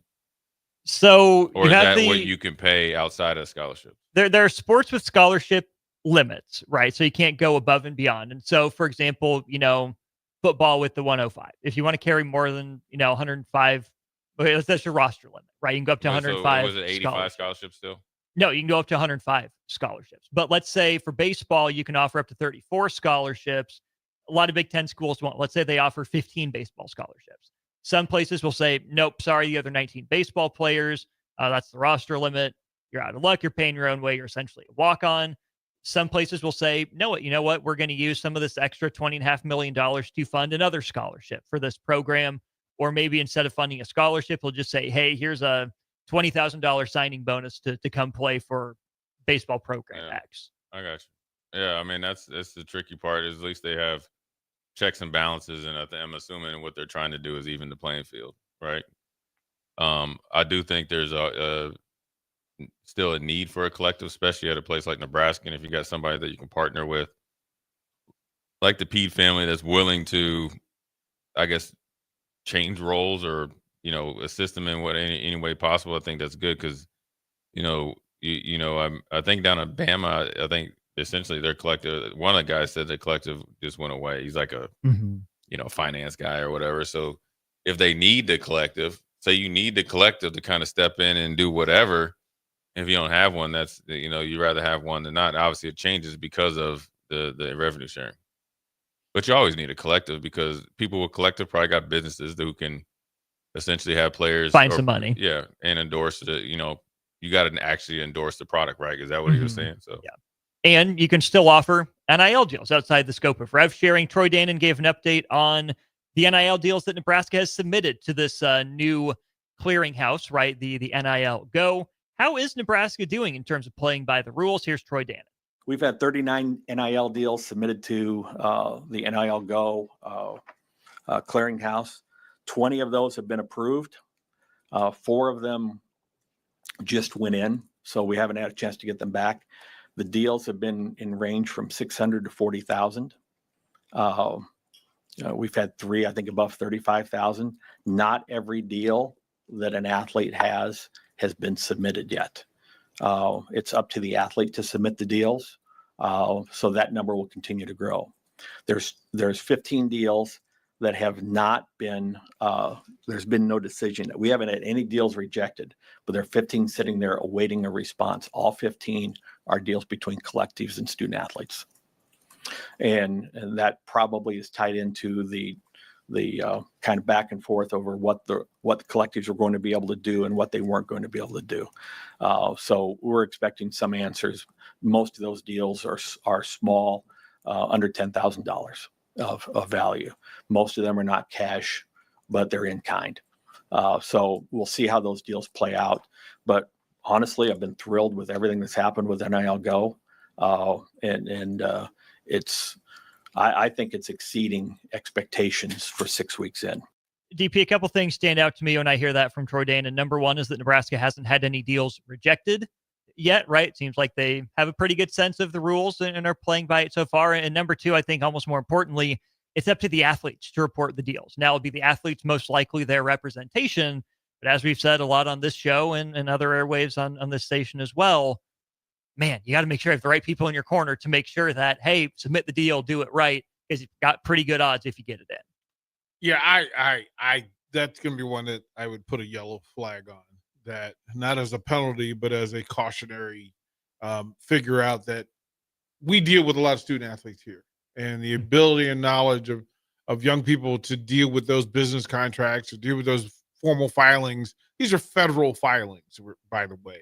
And that the people that we're talking about, the assumption is that they have people connected to them that can walk them through legal filings and federal filings. They don't know. Most don't know how to file taxes, right? So let's just put a yellow flag there and say, go with caution in making sure that these deals are signed, reported, and dealt with according to plan and process. It's just a lot for me to think that these student athletes all have it done correctly and will follow through. Yeah, I mean, it's like anything. I think I'm assuming even if it gets rejected, they kind of give you a reason, so you can kind of resubmit it. So I don't think it's. I mean, it'd be I would never say stupid, but it'd be just being oblivious to think that every contract, they'll just reject things just to reject it. Well, no, it's the number. They've made it pretty simple that the maximum number. Well, sure, but but there's obligations within it. Like you can't just say, I want to pay you $1 million or whatever the max is, and you just got to do, 1 10-minute like Facebook post. So that's not the market value. So right, they probably say no to it. Yeah. So they, so then they're like, all right, well, in this parameter for this pay structure, this is probably what we expect. And then so you have to, add or subtract that. So look, as long as they're doing everything on the up and up, and ideally if they have people around them that are available that can help them, navigate it, it's the best thing possible. I will say this. It's great to have, I got somebody from Merrill Lynch, somebody can talk to you, right? But like nobody knows what it's like doing that besides the people who've done it and been through it. And that's not, that's not taking it. That's not like downgrading anybody. I'm just telling you from experience. The best advice I've got is people that actually been there and done it. Lived it good and bad? Well, yeah. Well, just because you're young, number one, they're young. Okay. You're getting paid like an adult. That means you have to make the adult decisions and you're still youth or whatever. Like, look, they can't even rent a car. Right. All right. They can't rent a car. So their insurance rates, or no matter if it's a free car or not, is different than people after that. And the business side of it is they just don't have experience. So you need to have people that have been through it that can navigate through it, because it's always a learning process. And they are now professional athletes. They're no longer collegiate athletes. Jay, do you know quite a few 19 and below athletes? Yeah. What percentage of them would you trust to sign a legal binding federal document? Well, I mean, I'm sure they have people on both ends, because if you don't have like somebody, like if you don't have representation, I doubt that's probably you're able to do that. So just on the surface, if you just went to like Lincoln High School or something, probably not many, because that's just not the way they're being taught. That's why I think if you need, that's what to have accessible for somebody to come in and really walk them through the process of what it's like to be a rookie in the NFL. That's exactly who they are. That's exactly. And who's gonna be there to walk these students through those things? And how did they get in a position to be the people that these student athletes would go to go through these things? Well, there's plethora of people, but I'm sure they have, like, I had a financial advisor. I had financial advisors still, provided by. Mine was I was lucky, that's through a relationship through my dad, who was a college friend. I mean, but not everybody's put in that situation. Has that network. So you need that. That's my point.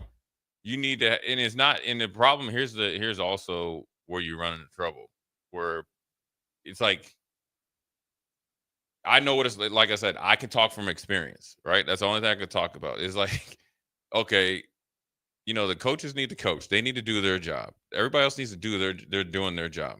Then you got the players, right? And this is where these guys are learning some hard lessons. They're here training, playing, running into each other, and yes, they're getting paid. But then and this is not every case, but it's a lot of cases. Then you got, let's just say 6 people, all 6 of them think they get paid when you get paid. So everybody's trying to protect their interest. Mm-hmm. That's first of all, if there's anything brighter than a red flag, okay, that's it. Okay. Now, some of them, and it could be 50% good intentions, the other 50% bad intentions. Whoever gets to it first and gets their brain is different. That's where the part is. And sometimes you need somebody outside of the let's just say suit and tie realm that actually has some street sense. So, no. It's just the I's aren't dotting and the T's ain't crossing. Let's just hold right here. So for these young kids, they're getting things life lessons that if you don't have somebody that you're willing, first of all, they got to be willing to listen. Number one. Then whoever's coming along with them have to be willing to listen. So if they have agents, the agents have to have people that have their back, that can give them the real, and the agents can't dip into that. Then if you got a financial advisor, you just need a financial advisor. You're not a marketer.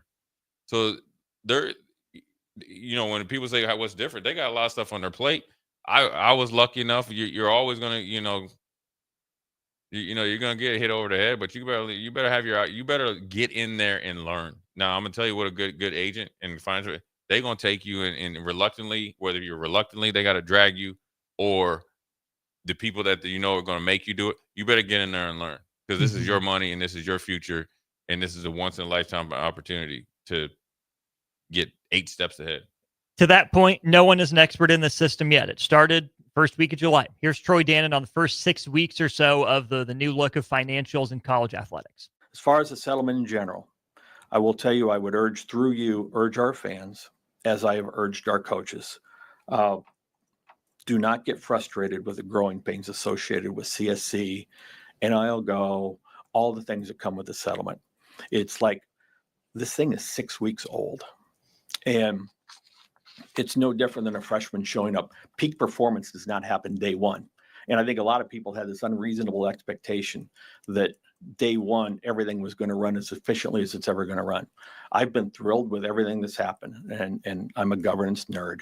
I think they're doing a great job. There's a learning curve, and some people are going to embrace everything, and some people are going to fight everything, which makes it just that much harder for them. It needs to work. It has to work for the sake of the enterprise. It will and I say the enterprise, if we give it the chance, if we find the patience and tolerance to let this thing find its equilibrium, it'll work great. We've never demonstrated patience and tolerance. As soon as something happens that we don't like, we've tried to regulate it into a different direction. We just got to go through some growing pains, and that may prove to be, there may be some inequities, but I will tell you, I will take Nebraska's problems before anybody else's problems as we go through that. And that goes right back to the financial model. That goes right back. Everybody asked the role and the importance of the fans. It's showing up right now. It is showing up in rare form. DP, is that athletic director speak? You think it's legit? Well, I mean, Nebraska's finances, air quotes, when it comes to the athletic department, specifically football and the athletic department, their numbers are, as you said, he'd rather have Nebraska's problems than most, because Nebraska sits at a higher, they're in a different financial tier than other athletic departments and football programs. All of that is a statement of truth. Now, the management side of it, and then the administrative side of it, one, in corralling all of these 800 and some odd athletes into a space that is brand new and not necessarily secure with boundaries and transparency, and the parents that are involved across the board, across the world, and then the administrators who are trying to navigate and making sure that compliance is met, but freedom is allowed, right? Freedom to make decisions and all those things. Nebraska's place in it is better than most. The $20 million is not a backbreaking number to Nebraska athletics, except you have to remember that the university is working from a different financial plan and a different financial base with different financial concerns. So you cannot have a party in the kitchen and be broke in the living room. The house doesn't work that way. So just have your eyes in the right place. You cannot have a big party in the backyard and then not have electricity in the house. You have to make sure both are covered. Jay, am I wrong in that kind of perspective? I mean, yeah, I guess. I mean, that's like, I guess you're thinking like student enrollment, finances at university overall, and the athletic department. And, I don't know if there's ever any crossover or you keep it separate. But yeah, I mean, it's a business. I mean, now it's a super business, because the business and before was just how many kids you got on campus and, and all that stuff. And then obviously you got government funding for a different department, all that crap that I don't like to get into. And then now you got to, I guess, essentially raise or divvy up enough to make sure you're covering the 20 and a half, the 22 or whatever. And climbing, right? It's a 4% jump every year they project. It's a business in the front and a nonprofit in the back. The athletic department is a nonprofit. It runs differently. And yes, as you would try to keep them separate, but the reality is there's one budget and then another budget, different rules and different compliances, and you're trying to meet in the bridge in the middle and to make sure that both ends are covered. And Troy Dannen talked a lot about that in the Nebraska model, as he called it, where athletics doesn't take student fees or anything like that, and they pay some money back to the academic side. They said their $5 million subsidy. He says protecting that model, at all costs is the goal first and foremost. Let's go ahead and take a break here. More from Nebraska Athletic Director Troy Dannen when we return to Old School. Watch Old School live on Facebook, YouTube, or Twitch. Old School with Foreman and Oerman on 93.7 The Ticket and theticketfm.com. Load up on meat and more this spring at The Mercado by Certified Piedmontese with great selections of T-bones, tomahawks, ribeyes, filet mignon, brisket, sirloin, and so much more. The Mercado has locations at 84th and Havelock, 30th and Yankee Hill, and now 85th and Old Cheney in Lincoln, where you can have $2 draft beer every Thursday night from 4 to 8 p.m. and half-price espresso drinks on Fridays from 8 a.m. to 2 p.m. Get to The Mercado today for the best meat in town. Keep summer green with Judson Baleen and Judson Irrigation. More than 40 years ago, Judson Irrigation started taking in orphans. Lawn sprinkler systems installed by a quickie, cheapy summer job, install them and forget them outfit long forgotten. Call Judson Irrigation. They'll never forget you. Keep summer green. Call Judson Irrigation 402-420-6277 or judsonirrigation.com. Select Plumbing and Utility has been serving Lincoln and the surrounding area for 14 years, and they're not slowing down. Select Plumbing and Utility handles all your plumbing needs, from faucets and water heaters to full renovations, and they can even help with your heating and cooling needs. They're also Lincoln's underground experts, repairing and replacing broken underground water and sewer lines since day one. Contact Select Plumbing and Utility today at 402-560-6197, assuring excellence in every situation, opportunity, and challenge. That's 402-560-6197.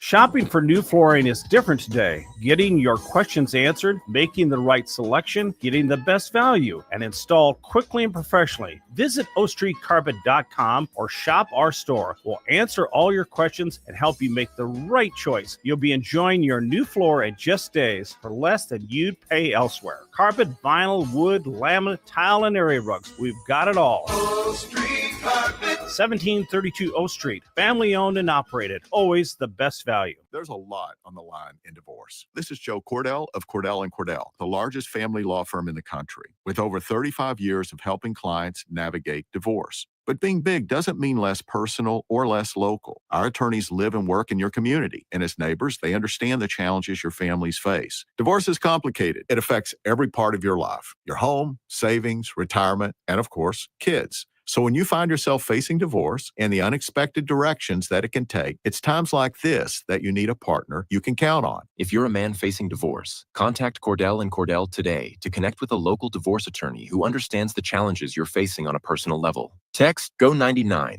to 323232. GO99 to 323232. GO99 to 323232. 1221 N Street, Lincoln.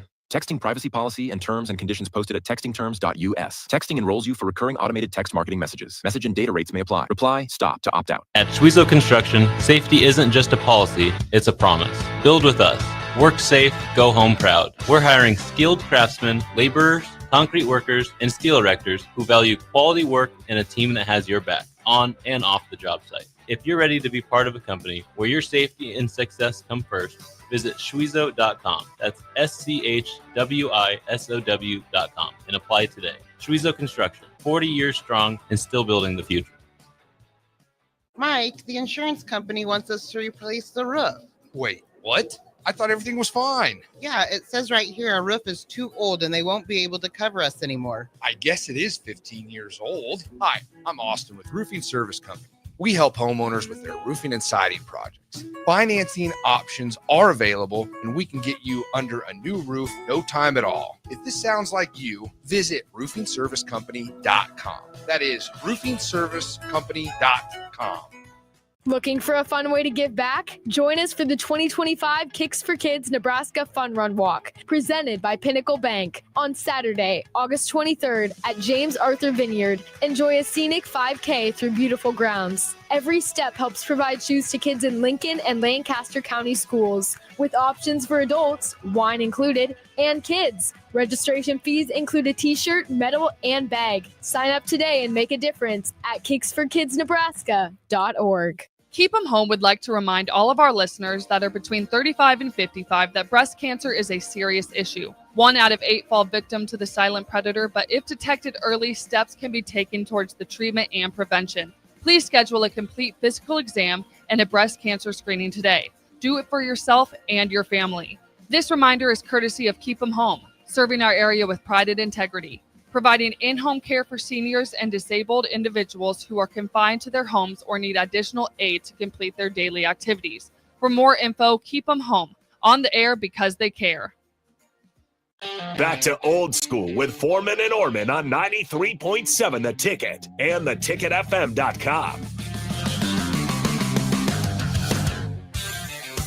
Welcome back into Old School. Austin JDP with you, 3 to 6. This segment of the show brought to you by Heartland of Nebraska Windows. They're based out of Howland, Nebraska, and they offer a free estimate, full window replacements, all vinyl triple pane windows, and a lifetime warranty on everything while keeping their prices affordable.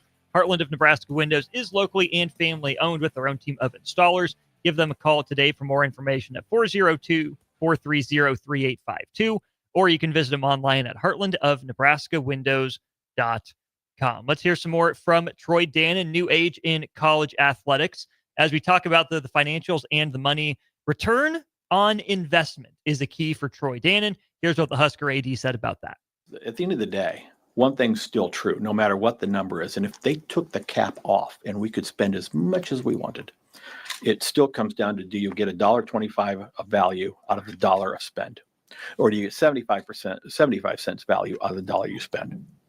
And so in some ways, having the dollar is one thing, but what you get out of it's another. You talking about evaluating coaches? I've told the coaches at the end of the year, when we have our evaluations, we're going to go through the allocation of rev share dollars, and we're going to talk about ROI. Was the ROI on this allocation good? Was the ROI on that allocation good? And it's going to impact what happens the following year. So coaches have always been accountable to budgets. And in some ways, if you missed on a scholarship, we missed on a scholarship. If you miss on a $250,000 rev share allocation, it's a big deal now. So again, back to the role of the GM. Why are we spending so much on GMs and adding that personnel? The stakes are really high right now. The $20.5 million, that is about 1.5 times greater than the scholarship budget of the entire department. So it's a big number. DP, your reaction to that? So all of it, I appreciate his want to be transparent. He can tell what he can tell. The things that in the space you can't really go into. If you tell me that Nebraska's athletic department is running at a profit, at a surplus, more revenue generated than expenses, that is a statement of absolute fact, verifiable, justifiable, etc. Then it's, what do you do in the other spaces? Jay and I were just talking about it. If you use track, there's 126 people on the track team, men's, 150 almost in women's. What you spend in it, the value of that is long-term, healthier people, right? Because if you said some of the healthiest athletes on campus, the people that tend to not need additional surplus help after they graduate from the University of Nebraska, because they will leave, they actually get degrees, they will stay in the communities. As a matter of fact, sometimes they will anchor in. So the return on the buck is greater than if you only have 10 people who then need to go on tour to go make money as pros, leaving this area and not returning any additional value. That value word is the key. What are you trying to get from it? Are you trying to get titles? Are you trying to get graduates? Are you trying to get generational alumni? If you know what value means to each program, then you can achieve it. It seems like that is being accomplished. Yeah, I mean that's look, it's whether the player ends up being good and whether you're a good player and then there's a lot of things going. Do you get opportunities? Do you are you sharing time? Are you splitting time? Are you're a full-time starter? Or was the plan for you to be a red shirt and get the 4 or I'm talking football, right? And whether it's basketball, you're supposed to be good and this is supposed to be a big jump for you. Say you're already on the team and you get some rev share and you don't get into, I don't know what, 8, 9, whatever the rotation is. And then it might be like, then there's other things that go into it. Do you, what's your GPA? Are you, attending class? Are you attending workouts? All that stuff goes into it. That's where the contract part, I said this, I think probably a year ago, and maybe even before. I said back when we were 48th and O Street, when you started to hear some things floating out about contract athletes. Okay. Now he's talking about having people that know how to manage the cap and evaluate position groups. I'll just talk about football, the return on investment, how well the group does individually, the bell cow, so forth and so on. But on the flip side, it's a contract. So everything is evaluated. Who you are, how you act, are you a good teammate, are you not, and then what you do on the field. That's where the athletes are in for a rude awakening. And they've already done it in the SEC. I know for a fact, magically, deposits on 1 month and the next month has not matched up based on that performance on the field. That won't happen in Nebraska because they do it above board. So they're a little bit used to it. The contract part goes into it, and it's a bunch of different evaluating like properties, but ultimately it's good. So then what you expect from the athlete, coach, program, so forth and so on. Is it grading their recruiting essentially when you look at ROI? Well, how many businesses are going to allow their executive to spend money and not be aware of the return value on it? Yeah. You can't miss in a scholarship now if you take the value of the scholarship and multiply by the number of years and the number of people. One, I don't want to turn it over. I don't want to start over, right? Yeah. Like the transfer portal is its own kind of asset system, but the reality is I want a freshman that comes in who is academically sound, of character, and who can compete almost the day they walk in. And those sports generally tend to be the non-revenue sports. Football players, that's not how that works. You can go there, bowlers, freshmen, come on in, get to work. Yeah. Swimming and diving, get to work.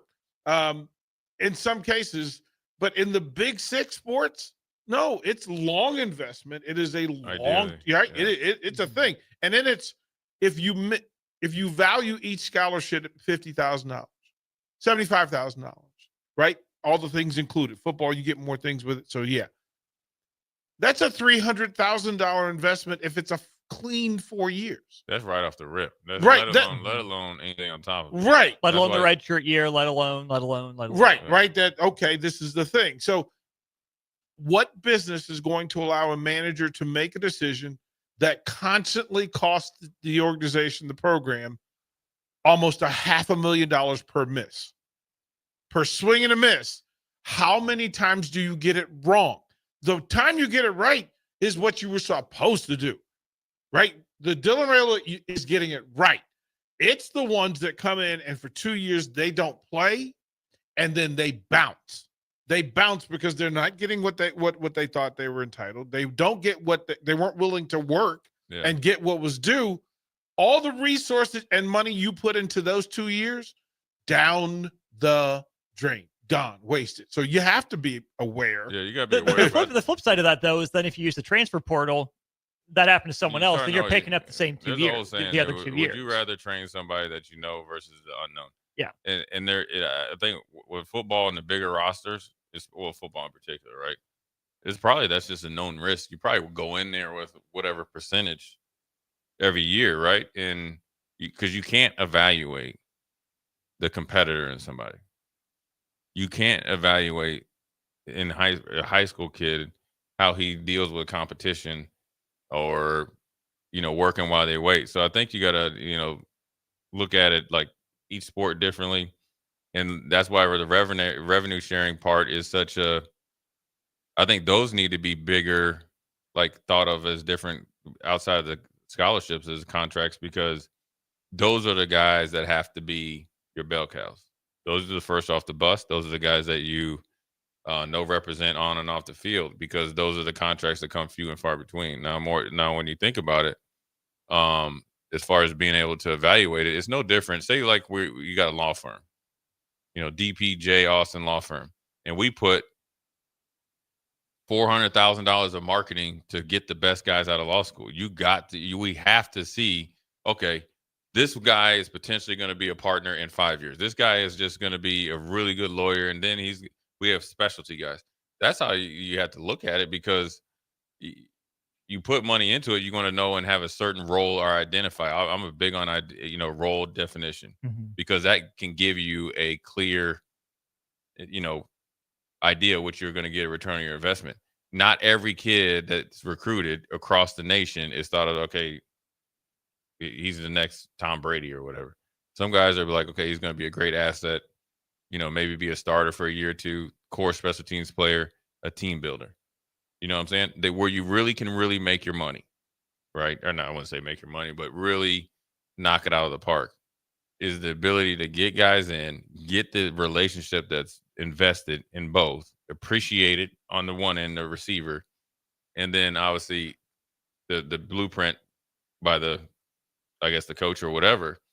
And the guys that come in like either under the radar, but then develop into more than what they originally were thought of, that's how you get the super return on investment, because the guys that come in and bounce, that's always going to happen. Think of this Nebraska basketball that Sam Hoiberg is a walk-on, right?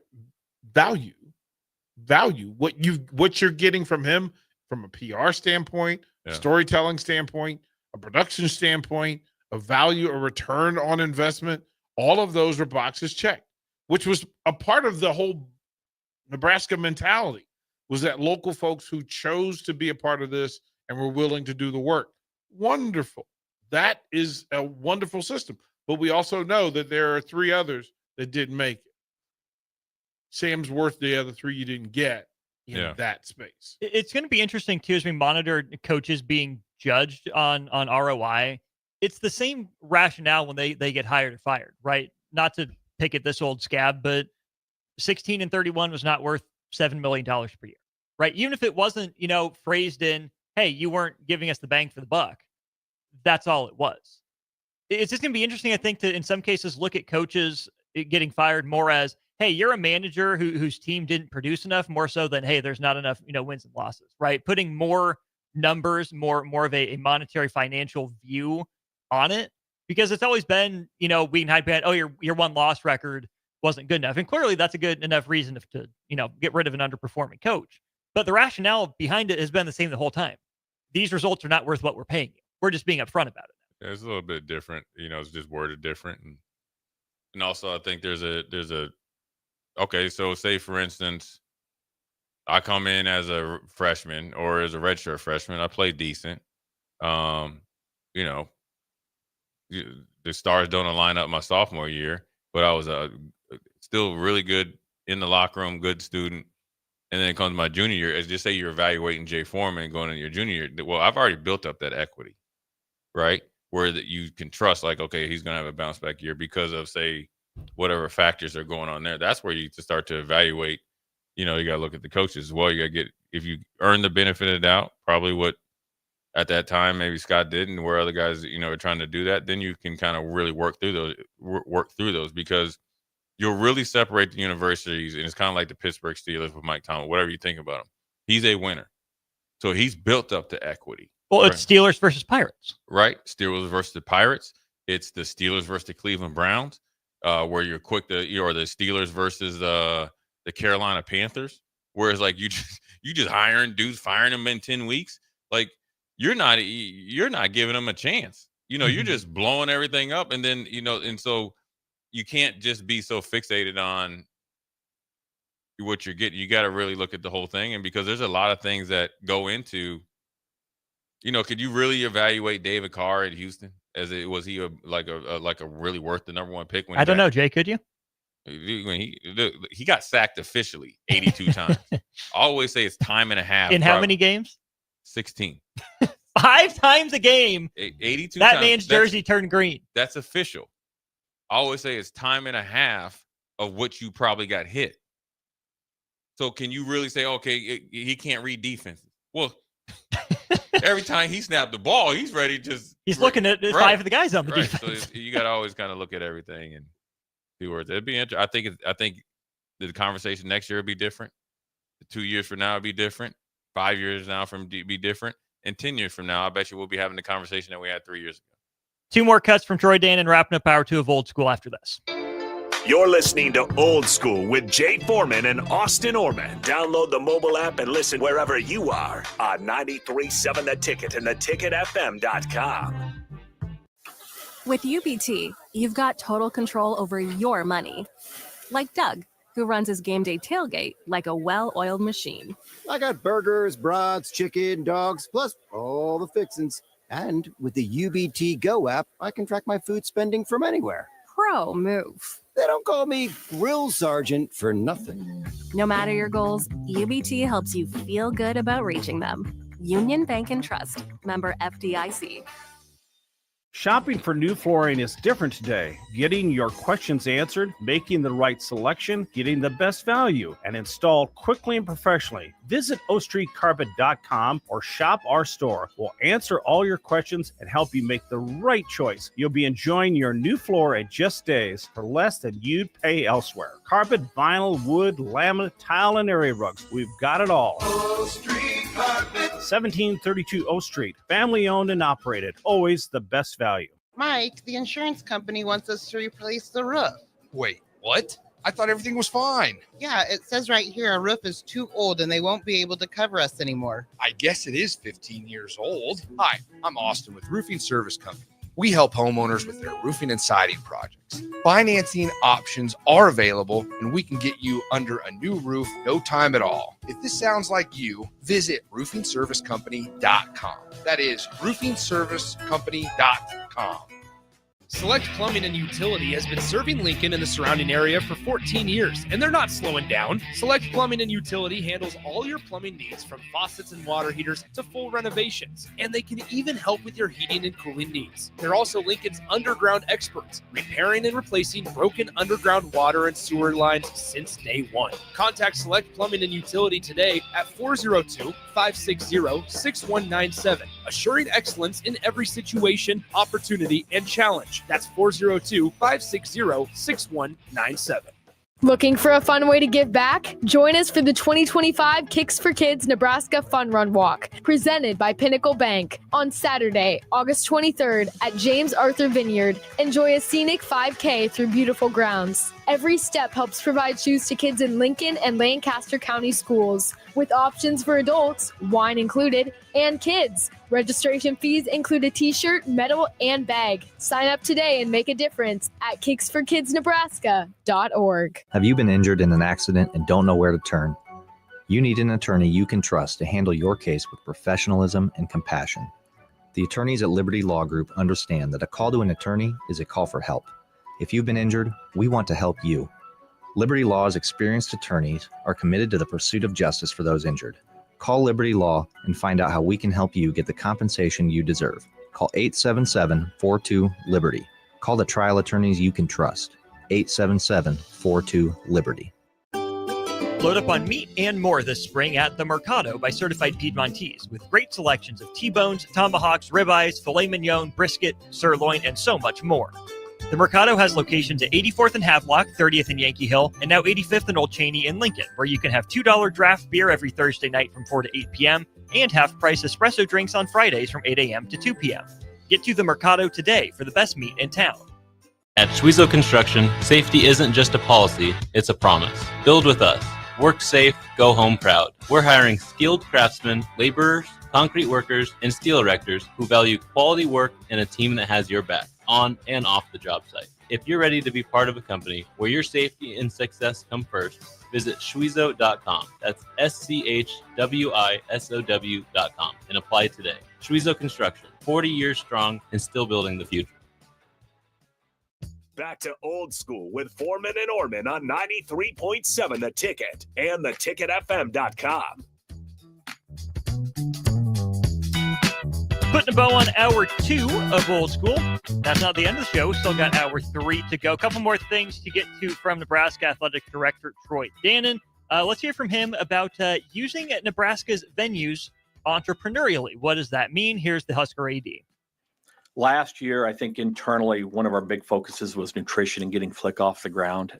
This year, it's the events planning and getting we've hired 2 of a 3-person events crew, special events division, if you will. We have to use our venues. One, a 10,000 seat venue. We have PBA at 16, and then we obviously have the stadium. We have to start thinking entrepreneurially. The days are past when we can just rely on, hey, there's 7 home football games and we're going to shutter the stadium. We have to find ways to generate revenue. And I know everybody's tired of hearing about it, but we have to generate revenue outside of raising ticket prices. And one of the ways to do it are capitalizing the venues. One, it's also great for the community. It's heads in beds, but we have to start thinking heads in beds. We have to start thinking and acting like we're a convention visitors bureau. We can't be passive any longer and say, I hope somebody calls us and wants to perform in our stadium. So the idea of this events group is to actively pursue events. On the one hand, better late than never. To start being aggressive instead of passive. I mean, those I'll venues start punching ghosts. I'll start punching ghosts if you tell me that that's really okay. There are people, there are businesses that would love to be in those venues. They aspire to be in those venues. As a matter of fact, they propose to be in those venues. And there are people in place in those venues who keep those people out of doing business in those venues. Figure those people out. Like this is the one area I will throw punches at ghosts. There are people that want to be in the building. They want to help you make money. They want to help you make money in those venues, and you won't let them. You will not let them. Why? Because you don't have bandwidth. You don't have the emotional capacity. Those people are insecure and don't want those people in the space. No, there's a way. There's a way. There are people that if you let the fan base literally just told you 2 weeks ago, for the right amount of money, for the right ticket price, we'll pack that building. Mm-hmm. You said, no, here's the wrong price. Stay home. Like you can't. If you price it, they will come. That's really what it comes. Talking about a game? Well, number 1, the game. Number 2, an event. The open practice, right? That was there. You think about, Troy Dannen mentioned a lot of concerts, even just like simple like conventions, right? Coming to these arenas that Nebraska hasn't necessarily rented out the space for. Yeah. And I think the other part that he would go on to mention later, cut it off because he kind of rambled, is Lincoln's not a huge town. Lincoln's also not a small town.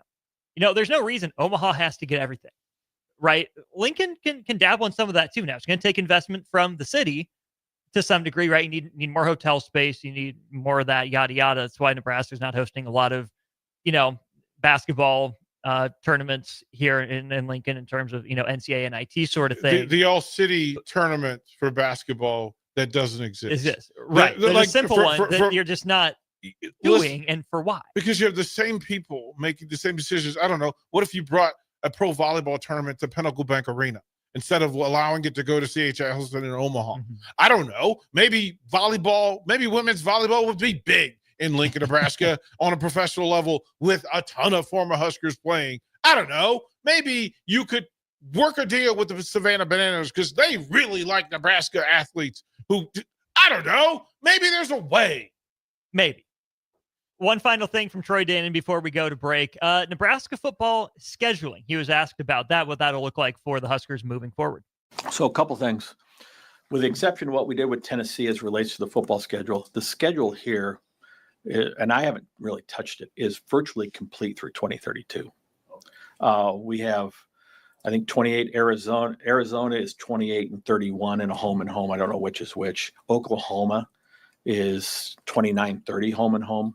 And then we have Oklahoma State right behind that.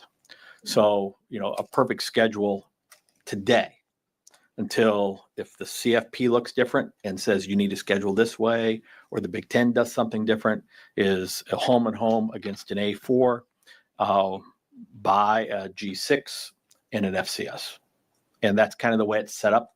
I do not expect to touch the schedule, to make any scheduling decisions until after the stadium is done and after the CFP decides what maybe its model is going to be. It's like basketball. You have to schedule to get into the postseason. You have to. And I don't care if we haven't been close to it. That's where we want to be. That's how we have to schedule. So we'll schedule in what is optimal to get into the postseason. Jay Foreman, your reaction? I don't really know enough about it to really, say yeah or no. I mean, So there's a big picture, though. We have to schedule in a way that helps us get into the postseason. That's what you have to do. I mean, the SEC has been doing that for years and years and years. So if they're going to do it, there's no reason. It's one of those things. Like, I guess an analogy is in basketball, right? There's a right way and a wrong way to play basketball. But if you're going to a tryout, if everybody's not playing it right, then you got to play that way. So you got to play the way that they play, and then obviously let your play, obviously work itself out. I think the bigger thing is that when you think about and I have experience with this based on the Houston Texans, right? And I knew Mr. McNair pretty decent, and I know Cal, pretty dang well, right? Is that it dawned on me. I would never forget asking him this, and when we got there, I went to Houston Rodeo of all places, right? And it was fun, and it was different, right? You had Beyonce performed and all this other stuff, and Ashanti's performed, and it was different. It was like a whole weekend, right? But I remember we were about to play a game, and we had a walkthrough, and so we'd leave in the meeting rooms and go in there. There was the turf was not in there. Well, he's like, oh, tonight. I remember seeing Mr. McNair. He'd stop by, and he's like, oh, tonight, so and so's performing. He's like, it helps pay for the stadium. Mm-hmm. So it lets me know that, like, when you're thinking about that, yeah, sure, like the, however many years ago, is that those type of things, concerts and conventions and all that, they essentially do a lot. They can pay a lot of money. Now, Houston's different, obviously, third largest, city in the nation, but also open my eyes to how you can use your facility, stadium, whatever, or stadiums to make money. A lot going on there from Nebraska Athletic Director Troy Dannen. We'll turn the page more to NFL when we get back for Hour 3 of Old School. DPJ Austin Norman with you. More for Hour 3 of Old School right after this. Watch Old School live on Facebook, YouTube, or Twitch. Old School with Foreman and Oerman on 93.7 The Ticket and theticketfm.com. Load up on meat and more this spring at The Mercado by Certified Piedmontese, with great selections of T-bones, tomahawks, ribeyes, filet mignon, brisket, sirloin, and so much more. The Mercado has locations at 84th and Havelock, 30th and Yankee Hill, and now 85th and Old Cheney in Lincoln, where you can have $2 draft beer every Thursday night from 4 to 8 p.m. and half-price espresso drinks on Fridays from 8 a.m. to 2 p.m. Get to The Mercado today for the best meat in town. This is Lincoln's home for sports talk on the FM dial. Also online at theticketfm.com. On the internet, KNTK FM Firth, 93.7 The Ticket.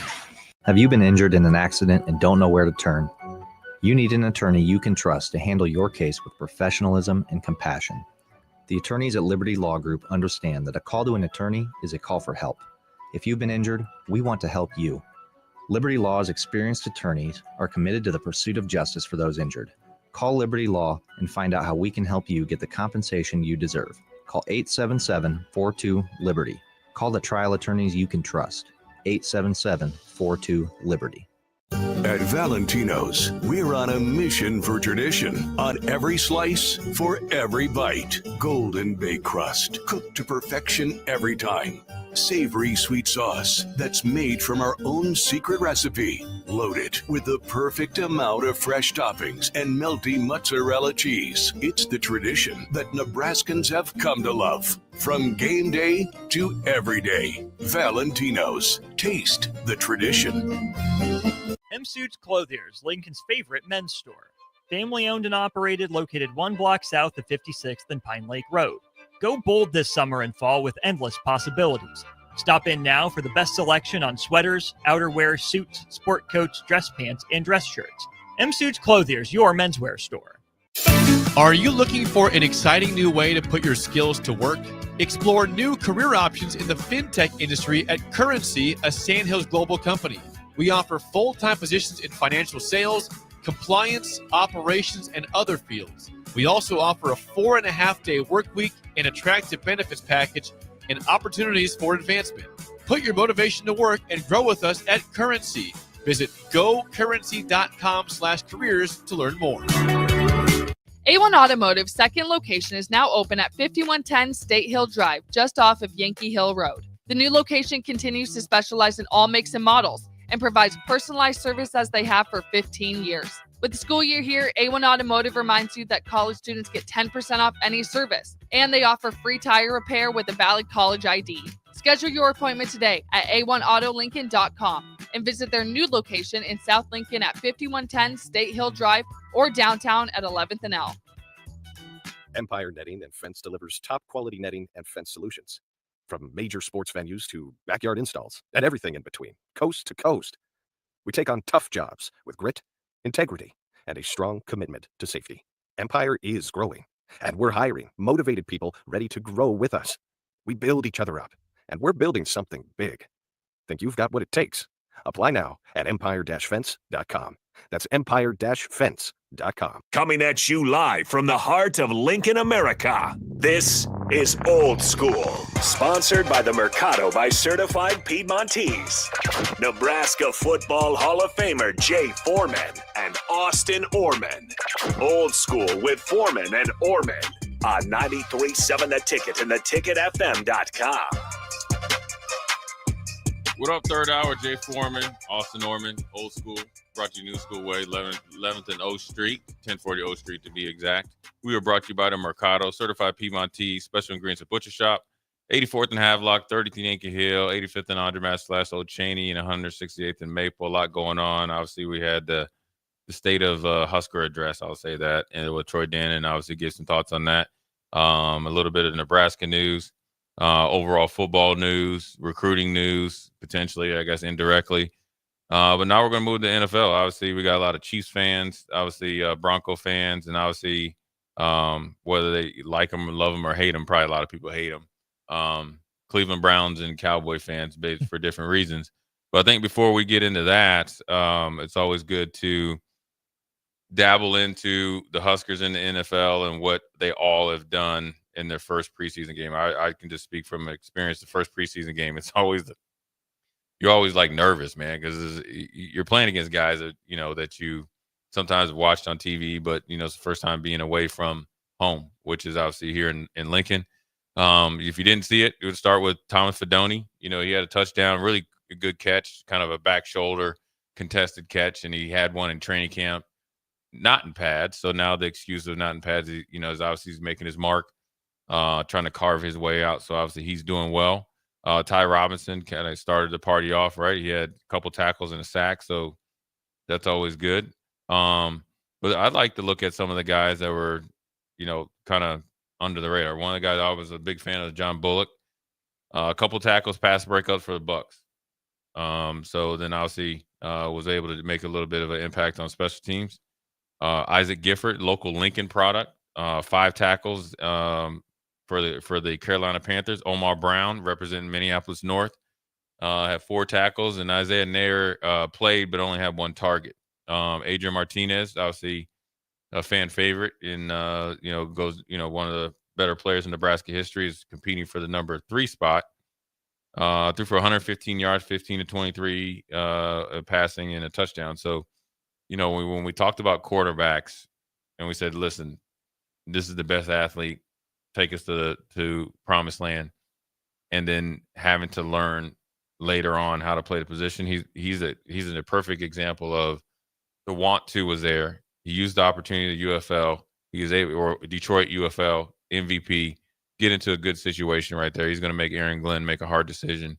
So that's just a snapshot of all the Huskers doing their thing. I'm sorry the offensive linemen don't get any stats. Oh, no, we're not going to have Brant Banks disrespect on the ticket. We are not going to. He's not picking up any stats. Sunday morning pancakes. That dude's a pioneer. We will never speak ill of Brant Banks. We will give him all the flowers out there, number 72. Out there, number 72. We see you, Brant Banks, with the Packers out here. Ty had a sack. You see why you hate you gonna hate. You're gonna give flowers to the defensive lineman, but you're not gonna give flowers to the offensive line. Well, they don't show up in the stat sheet.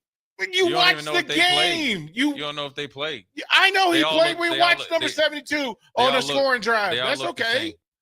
Big shout out to Brant Banks. Hater. The Husker Rice Owl doing well. Amir Abdullah went on the season-ending IR, unfortunately, today. Amir, look, quiet as kept. Look, he was a great player here in one of the better running backs in Nebraska history. I think he was drafted pretty high at Detroit. I think second round. Yeah, for sure, second round. And then like Rex Burkhead and Danny Woodhead wasn't a Husker, but you go to the league, you find your way.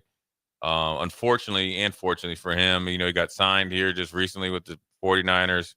Unfortunately, he got hurt on IR. Now, the IR is different. He could probably come off it maybe a little bit later in the season if things go well. But if not, he's, going to get – I will say this, for Amir, there's not a better time to get hurt than right now. And the reason why I say that is because you got the whole season to rehab on their dime while you're getting paid, and you'll be hopefully ready to go at the beginning of next year. So he's putting in a lot of work too. Yeah, he's done. 11 years in the league. No matter how you carve it out, it don't matter. You get the same retirement and same check. Good on him. I saw Nair taking reps with the Packers as well. It was funny that there were 3 Huskers out there.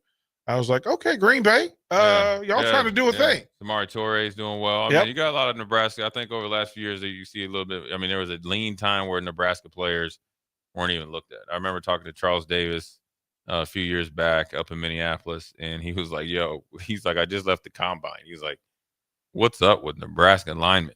He's like, and he played at Tennessee, so he kind of knows. And he's like, yeah, they just lost their way. Now I think you see more all position groups getting in there. So you wish them the best as they move on the journey of, making the team, carving out a way in the league, and doesn't matter where the team is at, if you don't make it on your original team, putting on good tape out there. Because once you get that true shot, you can extend your career to, however long you're allowed. It's just good to see them out there getting work, and some of them getting second and third chances. Yeah, I think Jack Stahl is. I want to say he's with Arizona. I was seeing if I could see Pocket Hurts. I think Jack Stahl's out there. I mean, there's a lot more Huskers out there than there was in. He's currently with the Saints. Saints. That's right, because he was with the Eagles and old buddy's the head coach. So good look, man. Jack Stahl, got stuck in kind of a big, tight end room. Yeah, Baby Gronkowski. I think Baby Gronk is with Arizona, right? Yeah. You also had. I call him Baby Gronk. Unfortunately, that's a real. Yeah, that's been kidnapped and turned into that's its own thing. An evil thing. Yeah. How old is the kid? He's might be in high school. Oh, now. Yeah, he's not on my radar. I'm talking about Baby Gronk that played here.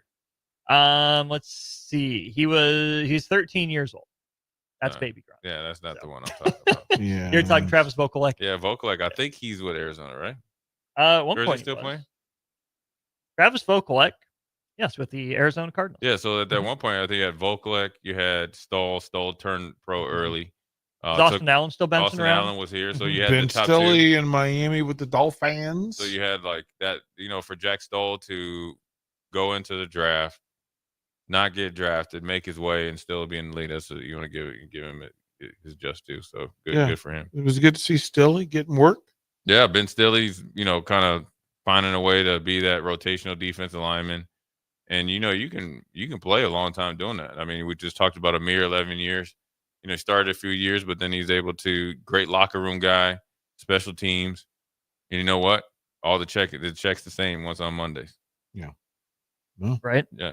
And so, CTC is in full effect. So, speaking of the Cardinals, they played against the Chiefs.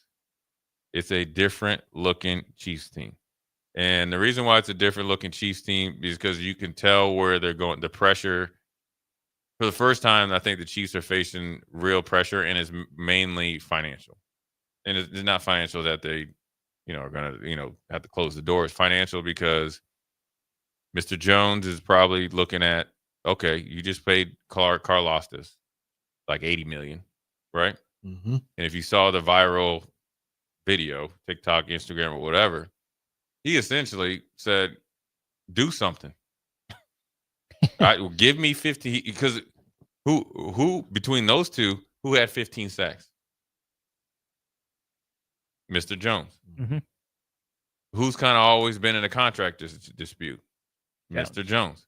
So when he gets his right away, right, not having to wait, hold out, and all that, the alpha is going to say, stop complaining when we're not, because Andy Reid notoriously runs a hard training camp, even in this different times. Guarantee George Karlaftis was having a little woe with me. He said, shut up and make your money. Well, the other guy in negotiations for the Chiefs probably deserves to get paid before Karlaftis, and that's McDuffie. Yeah. And that's where they come into the better you are in the NFL in this day and age, and you start to get you hit on draft choices, right? Mm-hmm. Which they have. Which is how the Chiefs got to McDuffie to begin with. Right. Then they start to need to get paid. Then you got to really, pick your poison, because whatever the market value in the Chiefs financial realm, if he gets out on the free agent market, that's plus 25%. He knows that, and the team knows that. Jones as well, getting a little bit long in the tooth. He knows he's trying to get another big contract, and I always call the last one's like a golden parachute, where you go from like Richard Seymour, or like Calais Campbell, or stuff like that. Trust fund. Yeah, well, the ones it's the payback of the year or two where you were underpaid. Mm-hmm. And that's because you're still a productive player. Yeah. Really, really accentuated leadership. Calais Campbell is like at year 20 with the Cardinals. Still a very productive player, but still a guy that's paying dividends in the locker room. We talked about, the ROI, or Troy did. It's the same thing. It's the NFL model as well. But the Chiefs are in a different. Here's what's funny is the Chiefs obviously are still Super Bowl contenders as long as you got 15 and Andy Reid and everybody in their defense. But on the flip side, since we have a lot of Broncos fans that listen, you have Sean Payton, who's the only one that really has Super Bowl experience, and obviously the staff. And then you got a young upstart, I'll call it a bootleg version of the Chiefs, right? Talking Super Bowl, believing in a quarterback that everybody doubted. Now, granted, there's no way in the world I'm comparing Bo Nix to. But did you see that one play at Auburn where he ran around for like 13 seconds and then threw the touchdown? Are they not the same guy? I'm not comparing them apples to apples. The sound you hear will be Jay's forehead banging against the desk. But everybody doubted Andy Reid and everybody in that organization when there's like, this dude is better than Alex Smith. That we traded up to get him X, Y, and Z, right? Everybody doubted Sean Payton drafting Bo Nix at the time, where he said he was our number one quarterback. Well, they're at the same parts in their franchise, along with khaki Jim Harbaugh, and then Mr. Was it Benjamin Benton, or that's the 80-year-old? Yeah, right. Pete Carroll has the energy of like a 25-year-old. So, and the Chiefs are starting to feel a little bit pressure from the first time, I think, in a long time, and it's not by any of their doing. It's actually by their doing. They're actually too good. So are you saying the AFC West is the best division in football? Right now, I would say the most competitive, along with the AFC North. More so than the NFC North? Come on. What's more so than the NFC East? Man, those champions just. Well, no, destroyed hold on. I'm talking a competitive, not the best team. Competitive 1 through 4. Okay. Okay. Broncos, Chiefs, Chargers. Okay. And Raiders. And the Raiders. Okay. So then you just evaluate them on the low end. Okay. Okay. The Raiders versus the Giants. I'll take the Raiders. Raiders versus the Browns. I'll take the Raiders. So that's where I go. Okay. Okay. Now, obviously, the Eagles are the favorite. They're the. So then it comes down Debo. to Commanders versus. Do you trust the Commanders in year 2? Well, just hear me out. If we're doing that comparison, who are the Commanders' contemporaries in the AFC North and the AFC West? Who's your second place team there? So it would be better than every other second place team in Commanders the AFC. Do you trust Cincinnati or Pittsburgh? Do you trust Commanders to play? I don't believe in the Commanders. No, there's no way I believe in it. They did it one time. Once. So then the Cowboys are number 2 in the East? So the Bengals have done it once. Right. And who do you trust? The Browns have never done it. We're just saying about the Steelers haven't done it about the Browns. The Steelers have been in the playoffs every single year. Okay, so I give them a heads up. So you're going to try to tell me Joe Burrow, Daniels without a receiver. Do you trust that? Well, first of all, Debo's going to be receiver 1 anyway. Over Scary Terry? Over Terry, because Terry's not there. He's not there right now. Okay. And the guy that he's working with, and again, you're not talking about a one receiver group anyway. Yeah, they've got guys. Well, De'Ami Brown actually did everything that everybody you're talking about in Cincinnati did. Besides and he Jamar did it Chase and T. Higgins. in a championship game. In a championship game that But mattered you against have the best player at his position in Jamar Chase.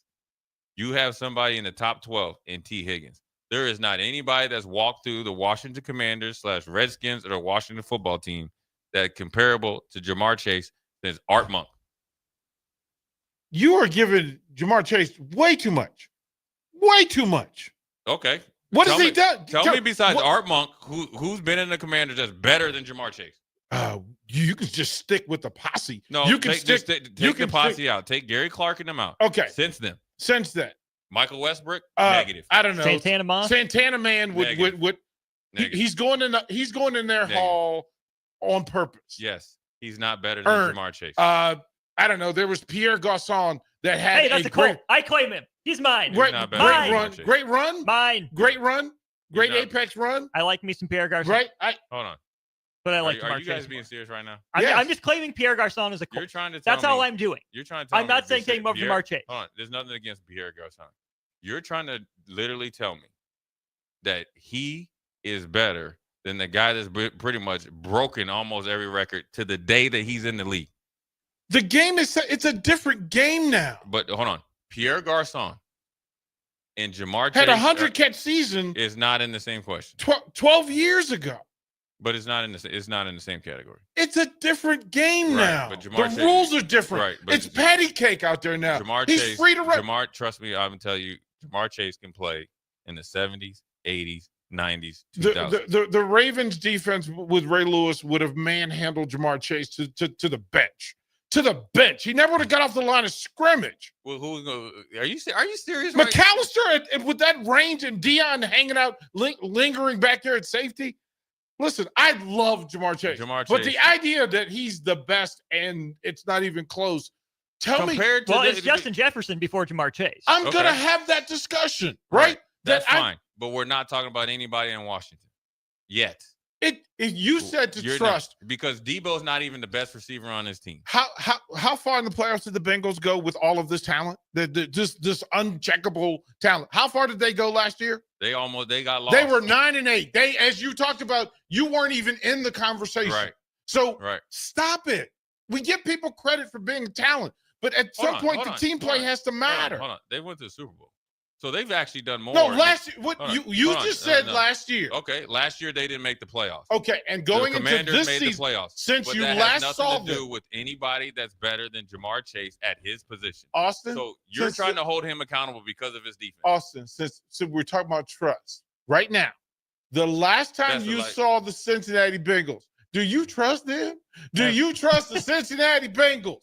The last time you saw them was on a QB documentary talking about we should have played better than we did. That's what we're talking about. We're giving credit to them folks to be the next standard behind the Super Bowl champions. Okay. Right. So I'll give you the Cincinnati, Commanders. Okay, I'll give you the Minnesota, Commanders. Denver. Who do we trust? 14 wins? I'm trusting 14 wins. That's easy. You easy sell. I'm trusting 14 wins. You easy sell. That's the last thing we saw. Right, with a different quarterback. So that's eliminate the Vikings then. No, it doesn't. Okay.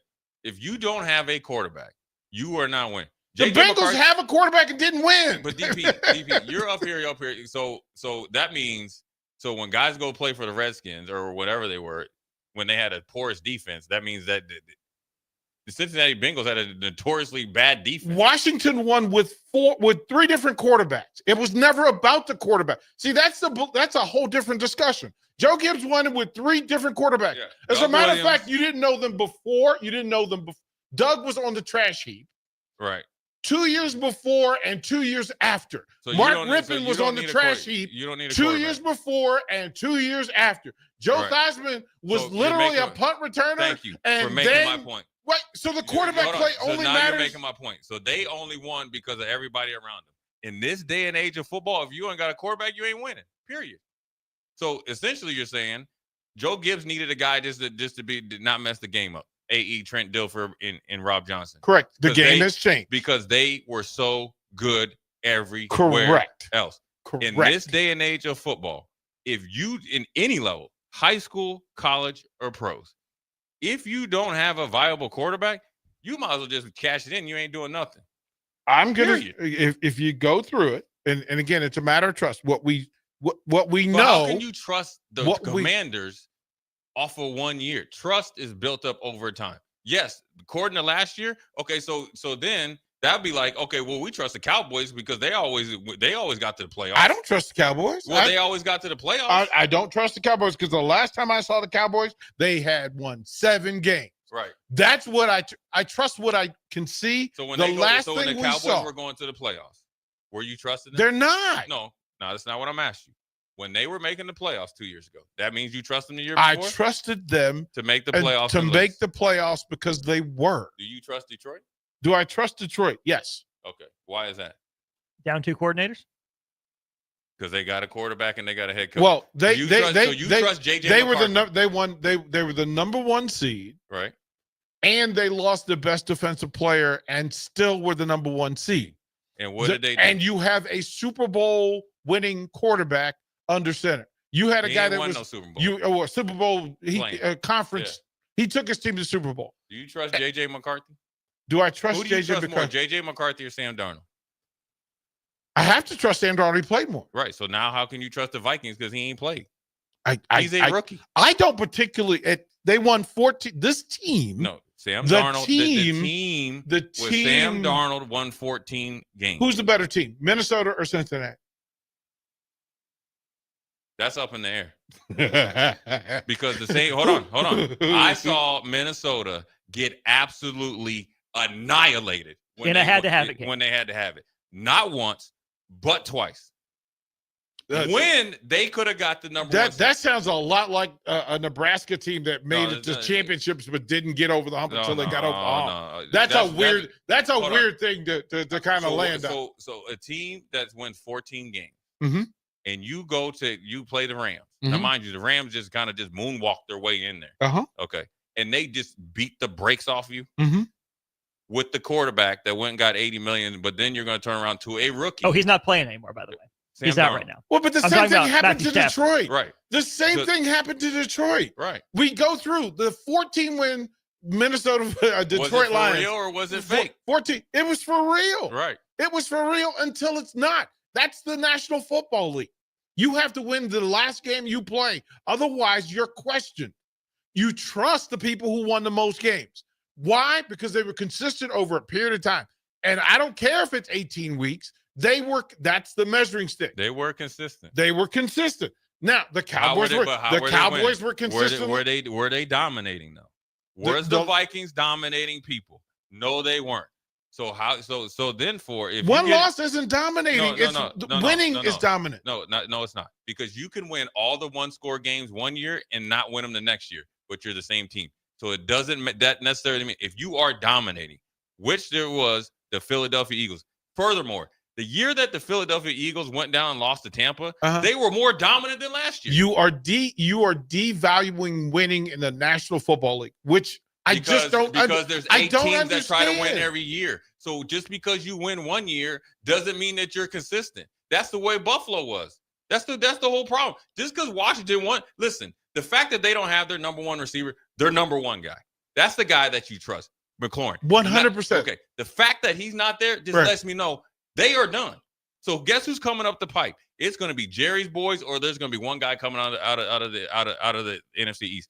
Just for the simple fact that you cannot play the same type of game without your number one receiver. Now, on top of it, they have tape on Jaden Daniels all offseason. So he can wear VR. He can do everything he wants. Now you got tape. The whole game has changed. That's why. Because from experience and tell you, you will not be able to replicate what they were able to do last year, the next year, because you don't have Terry McLaurin. You don't have him. He ain't there. You trying to tell me Deebo Samuel's doing? He the third option out of San Francisco. If you this ain't Deebo from 5 years ago. If you're going to work that from that thinking, that means that the Detroit Lions are not a threat in the NFC. That's not what I'm saying. Because there's tape on and they're different players. No. He's a rookie quarterback. He was a rookie quarterback. That means you're playing catch up. Jared Goff is a known entity.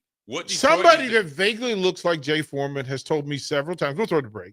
But there's somebody that looks vaguely like Jay Foreman who's told me that after 6 games, you're no longer a rookie. No, that's not what I'm saying. That's not what I'm saying.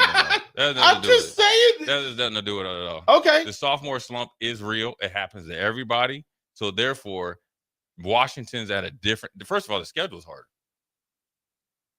That's number one. Number two, they are able to study Jaden Daniels specifically in an NFL setting for a whole offseason. It's completely different. Terry McLaurin is doing the same thing we're doing, watching, learning, and talking, and he ain't playing. Washington's out of the playoffs. You heard it here first. Chitlins and all. You see what he's doing, right? You see this, right? You see this, right? Right in front of our faces. You see this, right? This is just a grenade. No. I'm calling Uncle Blood. That's all I'm saying. I'm calling Uncle Blood. Like, we're gonna have this conversation. Well, you know what? Get us to break, Jay. We'll come back. We're gonna go to break. Come back. We're gonna put Chitlins on the line. Jay Foreman, DP Austin. You're listening to Old School with Jay Foreman and Austin Oerman. Download the mobile app and listen wherever you are on 93.7 The Ticket and theticketfm.com. Are you ready for a new opportunity? Check out Sandhills Global. Join a dynamic team where your skills are valued and your career can soar. We offer full-time positions with a 4.5-day work week, competitive pay, excellent benefits, and a positive work environment. From IT and marketing to sales and finance, we're looking for talented individuals just like you. Apply today at sandhills.jobs and take the first step towards an exciting future. That's sandhills.jobs. Don't wait, apply now. M Suits Clothiers, Lincoln's favorite men's store. Family owned and operated, located 1 block south of 56th and Pine Lake Road. Go bold this summer and fall with endless possibilities. Stop in now for the best selection on sweaters, outerwear, suits, sport coats, dress pants, and dress shirts. M Suits Clothiers, your menswear store. MHC isn't a new company, just a new name. Mo's Moving is now Mo's Home and Commercial. Whether moving across town or across the state, MHC Moving has you covered, specializing in home, apartment, assisted, and independent living moves. MHC can handle your commercial moves as well. MHC Moving has 0 hidden fees. You'll never pay for same-day booking or be charged for stairs, heavy items, or elevator fees. Rates are the same Monday through Saturday, and you will never pay a truck or fuel surcharge. And they offer payment plans through PayPal. Call MHC Moving today at 402-853-7167 or go to mhcmoving.com.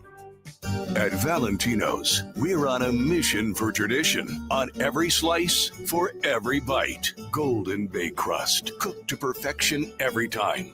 Savory sweet sauce that's made from our own secret recipe. Loaded with the perfect amount of fresh toppings and melty mozzarella cheese. It's the tradition that Nebraskans have come to love. From game day to every day. Valentino's. Taste the tradition. Constructors is now hiring for all positions, with pay starting at $23 and up based on experience. Constructors has immediate job openings for mechanics, bridge builders, operators, and drivers. Start your new career today. Constructors offers great pay, health, dental, and vision insurance, paid time off, paid holidays, and so much more. Join the crew today and be a part of Nebraska's oldest paving company dating back to 1908. For a complete list of openings and to apply online, visit constructorslincoln.com. A business's phone is the lifeline to its customers and potential clients. That's why it's so important that you can take calls seamlessly from anywhere, whether you're on the road or in the office. Hamilton Business Technologies can help ensure your phone rings wherever you are. We can equip your headquarters and any of its locations with the right tools for smooth, professional call handling. As the official business IT partner of the Huskers, we know how to keep Nebraska businesses connected. Learn more at hamiltonisbusiness.com. A lot of businesses say they're family focused, but when tough situations in life arise, the business wants anything but your best interests. James Enterprise Incorporated is hiring, and they will always treat their employees like family, just as they do their customers. James Enterprise Incorporated is hiring Class A and B CDL drivers, a shop tech, and a diesel mechanic. If you're looking for a career with a company that goes above and beyond to value you and your family, apply today at jamesenterpriseinc.com or call 402-432-6740. Have you been injured in an accident and don't know where to turn? You need an attorney you can trust to handle your case with professionalism and compassion. The attorneys at Liberty Law Group understand that a call to an attorney is a call for help. If you've been injured, we want to help you.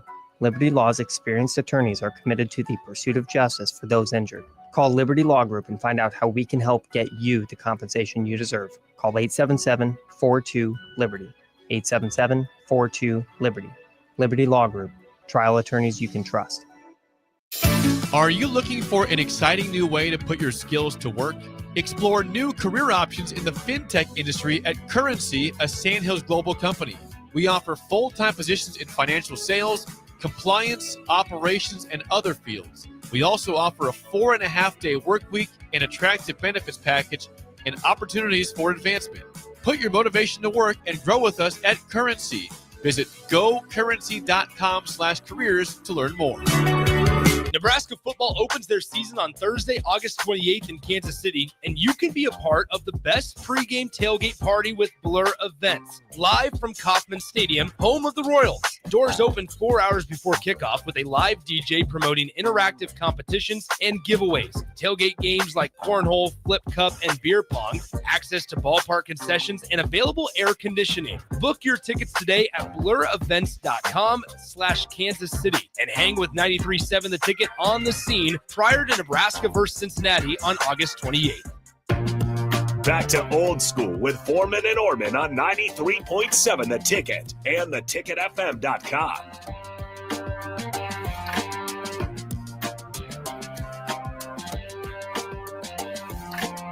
Second segment, Jay Foreman, DP, Austin. Dropping in some NFL news. We had an interesting on the break question.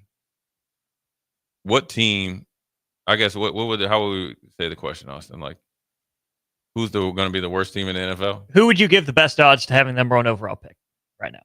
That's a nice way of saying it. Who do you think is going to suck the worst? Cleveland? Them in New Orleans? Then, yeah. Depending or on Cam Jordan. You think Cam Jordan gets traded?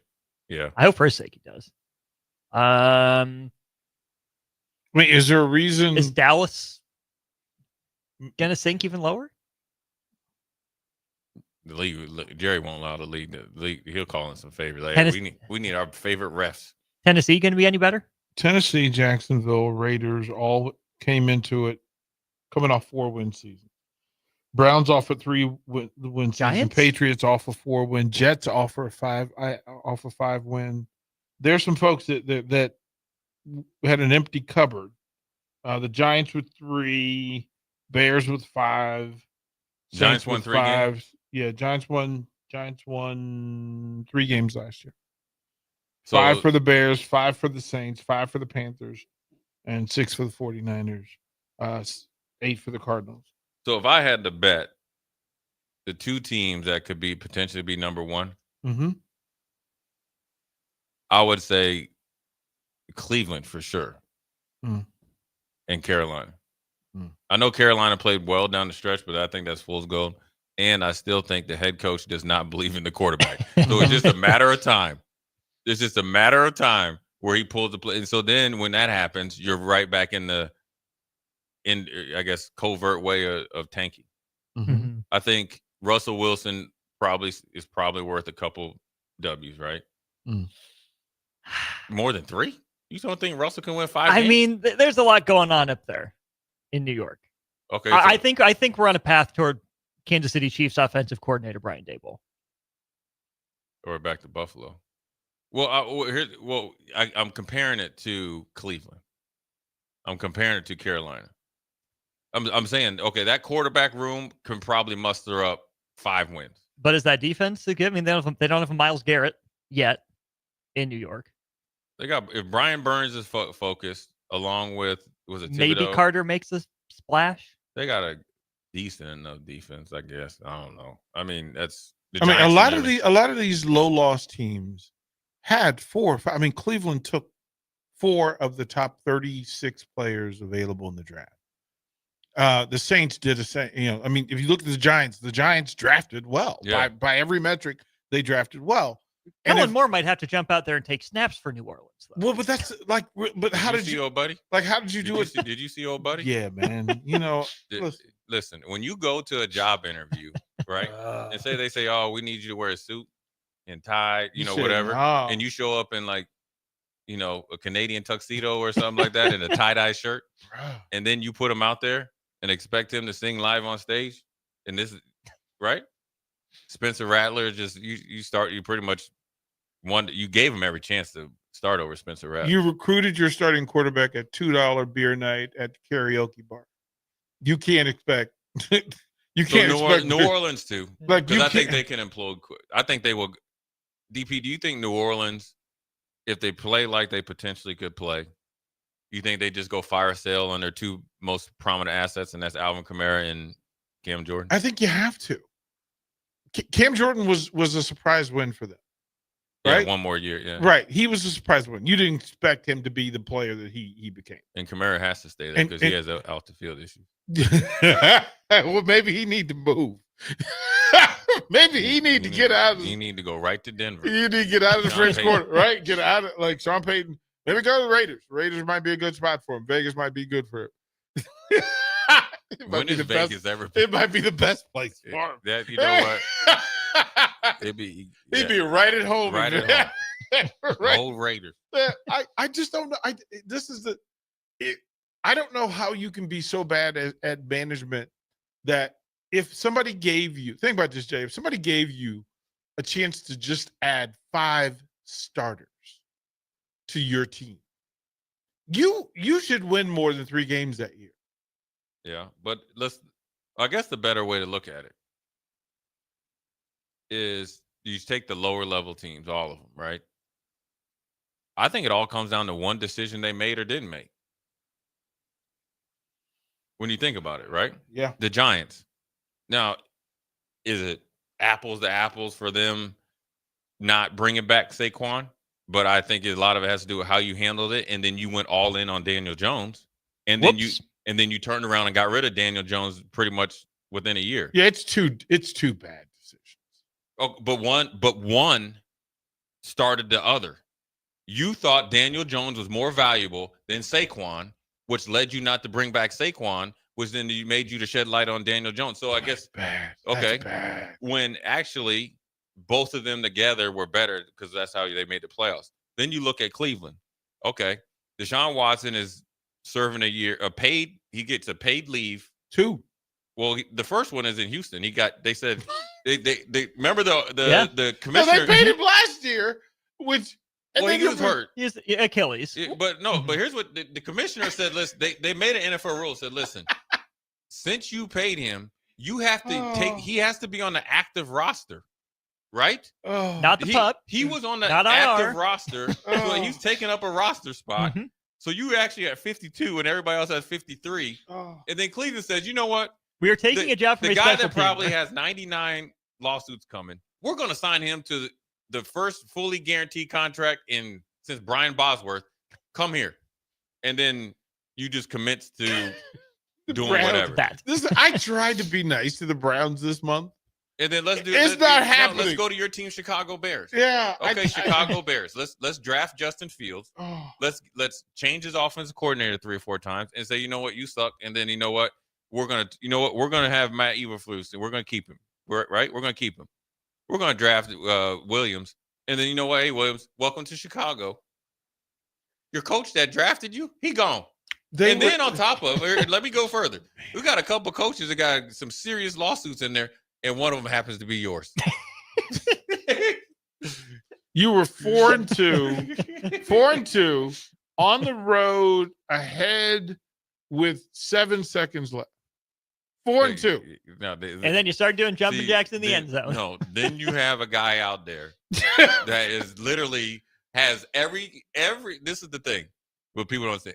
You unstrap your helmet when it's victory kneel.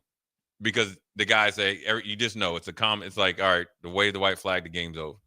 This man is in Hail Mary situation with the quarterback with fresh legs and can throw it from FedEx Field to Frederick, Maryland. And you decide to run around talking junk to the sidelines, the fans, the cheerleaders, and whoever else, and the play is going on. And you actively try to strap your helmet up, and put your gloves, and then they catch the bomb over you. I just, and your season and careers, mind you, that player still is on the team. Yeah. Well, Harrison and I were talking about it. We were like, Harrison, like, and then this is what we were. He was a second round pick. This is what really got funny, which is why he's still on the team. Well, Harrison and I were talking yesterday, and it came up, and he was like, well, yeah, and they're going to do it again October 13th. And I went, no, it's got to be in Chicago. Maybe go to that one. It's a Monday night in Chicago. He goes, no, it's back in D.C. So not only do they have to relive it again on Monday Night Football with all the extra hours to hype up and rerun back in D.C. What did you do to the NFL to make you go back, send them back to D.C.? You know what? Hey, Stevenson, guess what? We got the same room number for you. You stayed in, you know what? Room 209. And you know what? If I'm the new coach of the Bears, we're staying in Baltimore. Yeah. Okay. No matter of fact, we're going to fly in the day of the game. Yeah. Because wherever we stayed at last time, that is never coming up in our travel plans ever again. And that really is the best hotel. So, So when you think about all these teams that are constantly, in the running for number one, Carolina. Right, the owner just doing whatever he decides to do. He'll fight fans. He went splash ice water on him. Splash ice water on fans. He went into the coffee shop because he was mad at it. He saw some sign. He was. I guess. Yeah, I forgot about that. Remember, he's like, God bless you, David DP, Pepper. He went down to South Carolina. He's like, hey, people of Rock. Is it Rock Hill? Yep. Was it? He's like people. Rock Thrill, South Carolina. And I lived in Charlotte, so that's about 30 minutes away. Hey, people. Carowinds, the great Carowinds amusement park. I'm here to bring you a lot of money. We're going to bring our Panthers facility down here. We're going to create jobs. You can build restaurants, and we got this big facility. Here's the only problem. I told you that we were going to cost share and pay for it, but you know what? I changed my mind. Take that steel building while we just stay here in Carolina. We'll holler at you. And then he decides to just run through anybody, coaches, personnel, or whatever. The decisions, there's always one decision. It is. I know it. I've seen it. I get reminded of it by Nick saying it all the time in Austin. The music, wait. Yeah, the Music City Miracle. You're on tape. When do I bring that up? Anytime. You have brought it up more times than I've brought it up. You and Nick bring it up, and here's how I know. Okay, no. Doug Flutie Flakes wins 10 games. We're in the playoffs. Mm-hmm. Rob Johnson, who got paid at that time $5 million a year when Buffalo had quarterback. I wasn't even in the Buffalo then. I just saw this. I was like, dang, this dude played. It was a Thursday night game, and he lit it up. Buffalo traded for him, paid him a whole bunch of money, which congrats to Rob. He's actually, a really good dude. Flutie Flakes wins 10 games. We're in we used to call it a throw-off game against the Colts. The Colts were just starting to colt the league. They already won the division. We had made the playoffs. It's the Jay Foreman, Keith Newman, Keon Carpenter Open. We're playing the whole game. Thurman Thomas and them are chilling. Rob Johnson starts connecting with my man K-Dub, Kevin Williams from the Miami Hurricanes and Dallas Cowboys of the day. And Ralph Wilson decides to ring the red Rob phone. Dog. Yeah. The red phone. It's yours. The bad phone. He said, hey, Wade, how you doing, man? Oh, I'm just doing good, man. We got 11 wins. We decided to be in the playoffs. Feel really good. We had D'd up St. Louis before. We felt great at where we were going. We got to win this game, and we're going to Jacksonville. We were going to just do our thing. We knew what we were doing. It's Jacksonville. Right. Come on. But here's one thing here, Wade. Okay? You know Flutie Flakes? Yep. Them 10 games? Yep. Them flakes ain't flaking no more. Flutie, Sales is down. So here's what we're going to do. They were singing Flutie songs. Here's what we're going to do. We got our our right tackle is a little hurt. Big Robert Hicks, Big Heezy. He's hurt. You know what I'm saying? We're going to put in Marcus Spriggs from University of Houston, right? We used to call him Southside. Third Ward. Yeah, but he ain't hardly ever played. So he's going to start, right? Then we're going to put the guy, Rob Johnson, back there that really can't move like Flutie Flakes, and here comes the freak. But that's what we got. This is your best chance to win. Go get him. Yeah, go get him. And mind you, we didn't have practice Monday, Tuesday, walk through Wednesday. We found out Thursday we're on the plane Friday. How you doing, Nashville? That's the first time I've ever seen. So that's the first time I ever saw somebody get folded up at halftime. The two dudes walk out and hand it to come out. I'd never seen anything like straight up halftime, 6 minutes, 2 minutes of fisticuffs. And then we went out. We had the lead. Flutie Flakes got us the lead. And next thing, the rest is history. Watch my $10,000 check. Or it's actually 15. Running down the sideline. Running down the sideline. The first week was 10, right? You don't get it right away. You get it later. So you kind of look, all right, we got the lead. What could go wrong? Me and Keith tell you, all right, man, we're talking about, hey, we got to play better on special teams wins. So, we going in it. We got some linebacker trouble. We got to lock in. The only thing is, Kevin Dyson there was not with it. Not so fast. Not so fast. Every 10 yards, probably equivalent of what? $1,500? Just seeing money just spew out of the ATM machine onto the field. 15, 3,000, 45, 6,000, 75, 9, 10, 5. I can tell you 12. This. If he ran down our sideline, I guarantee you I'm tripping. 13, 5. It's just 15. going. It's just going. Hey, I would stick that foot out there like Mike Tomlin. Oh, my bad, man. Didn't say Side 15 just got in the way. Hey, did we see CD get decked over the weekend? Yeah, let's take a quick break. Let's talk about our old Cowboy friends. CD Lamb, the ex-Sooner, Jay Foreman, DP Austin. We'll be right back. Watch Old School live on Facebook, YouTube, or Twitch. Old School with Foreman and Oerman on 93.7 The Ticket and theticketfm.com.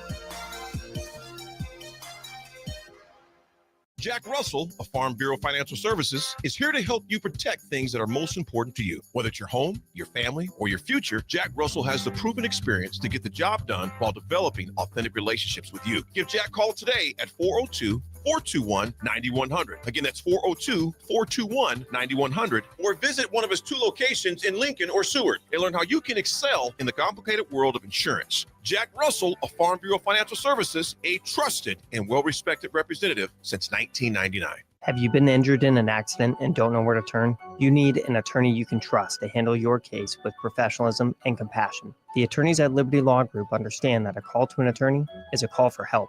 If you've been injured, we want to help you. Liberty Law's experienced attorneys are committed to the pursuit of justice for those injured. Call Liberty Law Group and find out how we can help get you the compensation you deserve. Call 877-42-LIBERTY. 877-42-LIBERTY. Liberty Law Group. Trial attorneys you can trust. Constructors is now hiring for all positions, with pay starting at $23 and up based on experience. Constructors has immediate job openings for mechanics, bridge builders, operators, and drivers. Start your new career today. Constructors offers great pay, health, dental, and vision insurance, paid time off, paid holidays, and so much more. Join the crew today and be a part of Nebraska's oldest paving company dating back to 1908. For a complete list of openings and to apply online, visit constructorslincoln.com. Take control of your health with the DASH scan at Advanced Medical Imaging. The DASH scan is a full-body MRI designed for advanced health screening. This dynamic approach provides exceptionally sharp images across multiple organ systems, helping to detect potential concerns early. With minimal radiation and no invasive procedures, the DASH scan offers a safe, comprehensive look at your health. Plus, results are delivered faster than ever, giving both patients and physicians confidence in screening and diagnosis. Your health is too important to wait. Schedule your DASH scan today at Advanced Medical Imaging. Visit amimaging.com or call 402-484-6677 to learn more. At Fairway Meat Market, you're family, and as part of the family, they want to save you money on your meat and groceries. Fairway has fresh cut meats, seafood, cheese, wine, and spirits, and a friendly staff that's always ready to help you find what you need. Stop by Fairway Meat Market today to plan your weekly meals in the Rockledge Square Shopping Center, just south of 84th and Van Dorn.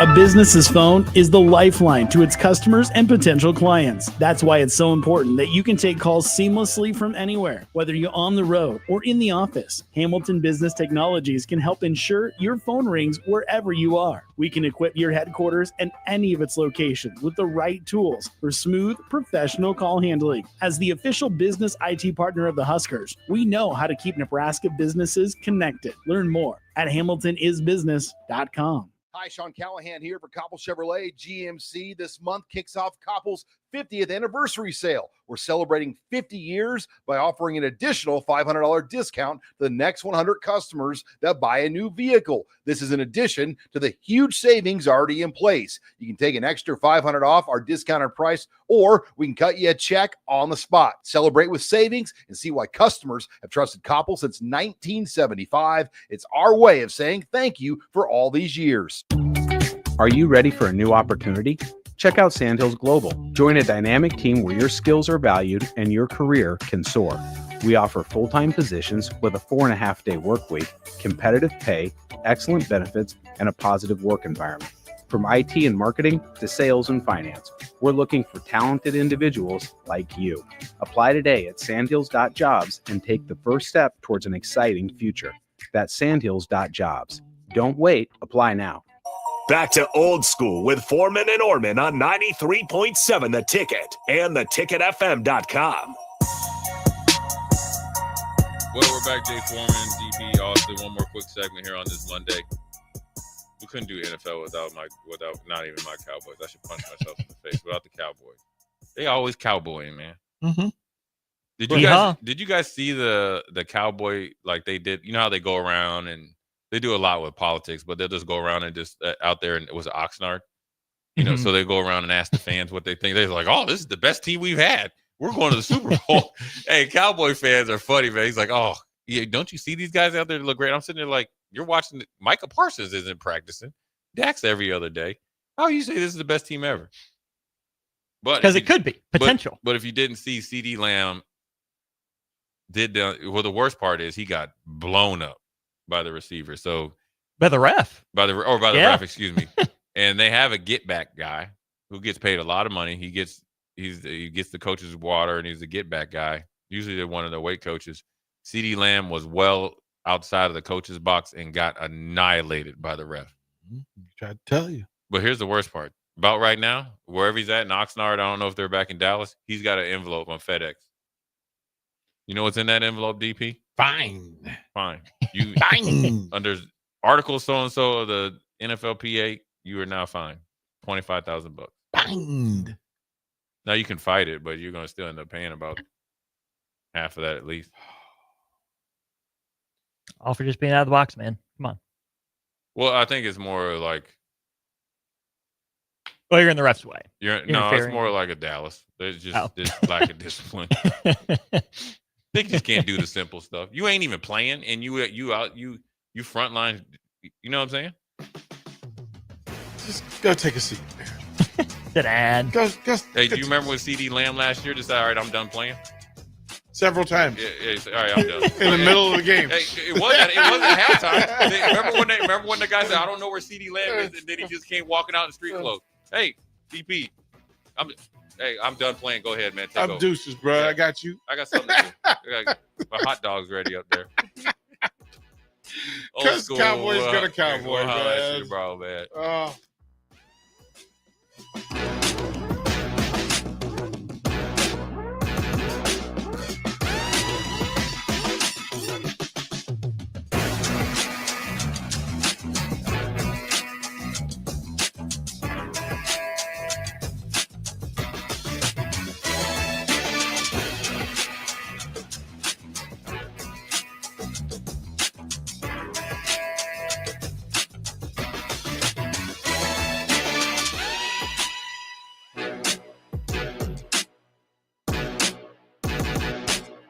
Jack Russell of Farm Bureau Financial Services is here to help you protect things that are most important to you. Whether it's your home, your family, or your future, Jack Russell has the proven experience to get the job done while developing authentic relationships with you. Give Jack a call today at 402-421-9100. Again, that's 402-421-9100. Or visit one of his 2 locations in Lincoln or Seward and learn how you can excel in the complicated world of insurance. Jack Russell of Farm Bureau Financial Services, a trusted and well-respected representative since 1999. At Fairway Meat Market, you're family, and as part of the family, they want to save you money on your meat and groceries. Fairway has fresh cut meats, seafood, cheese, wine, and spirits, and a friendly staff that's always ready to help you find what you need. Stop by Fairway Meat Market today to plan your weekly meals in the Rockledge Square Shopping Center, just south of 84th and Van Dorn.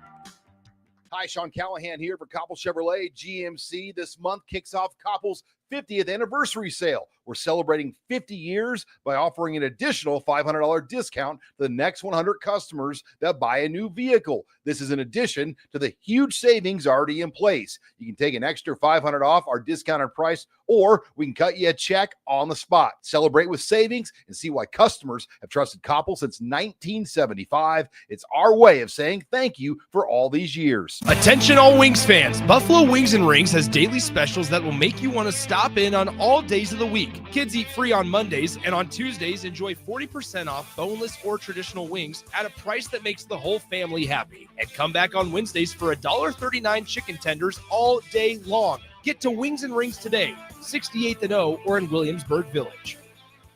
Take control of your health with the DASH scan at Advanced Medical Imaging. The DASH scan is a full-body MRI designed for advanced health screening. This dynamic approach provides exceptionally sharp images across multiple organ systems, helping to detect potential concerns early. With minimal radiation and no invasive procedures, the DASH scan offers a safe, comprehensive look at your health. Plus, results are delivered faster than ever, giving both patients and physicians confidence in screening and diagnosis. Your health is too important to wait. Schedule your DASH scan today at Advanced Medical Imaging. Visit amimaging.com or call 402-484-6677 to learn more. Wall to Wall Wine and Spirits is your place in North Lincoln to go for all your needs in wine, spirits, and beer. They also have a large variety of cigars in their walk-in humidor, and they have a top-notch walk-in, temperature-controlled high-end wine room. Plus, you can enjoy free samples from their tasting bar. There's only one place to go for all your needs for spirits and cigars. That's Wall to Wall Wine and Spirits on North 27th Street in Lincoln.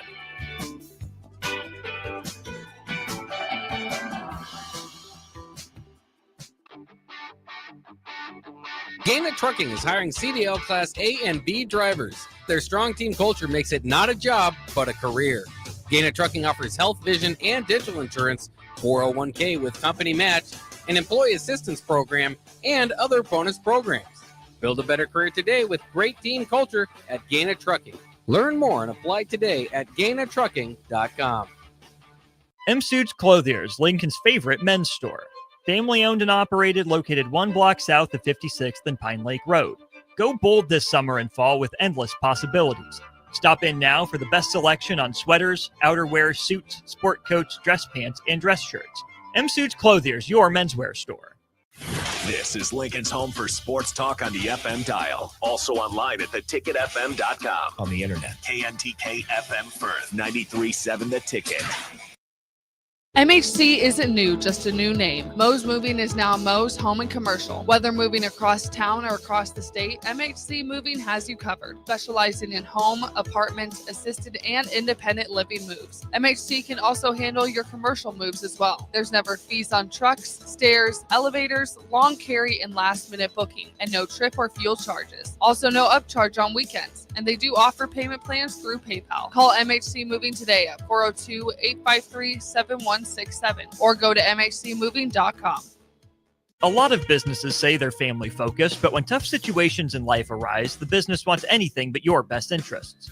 James Enterprise Incorporated is hiring, and they will always treat their employees like family, just as they do their customers. James Enterprise Incorporated is hiring Class A and B CDL drivers, a shop tech, and a diesel mechanic.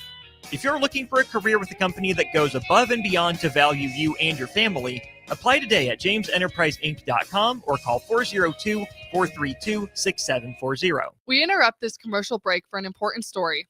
There once was a man from Nebraska who went searching for food in Alaska. When his stomach was rumbling while laying in bed, he could think of only one option, Führer's cheese spread. So he left it once and drove day and night to return back home for cheese spread delight. Now his stomach is full and the voice in his head tells him no more vacations without Führer's cheese spread. Find yours today at most local grocers.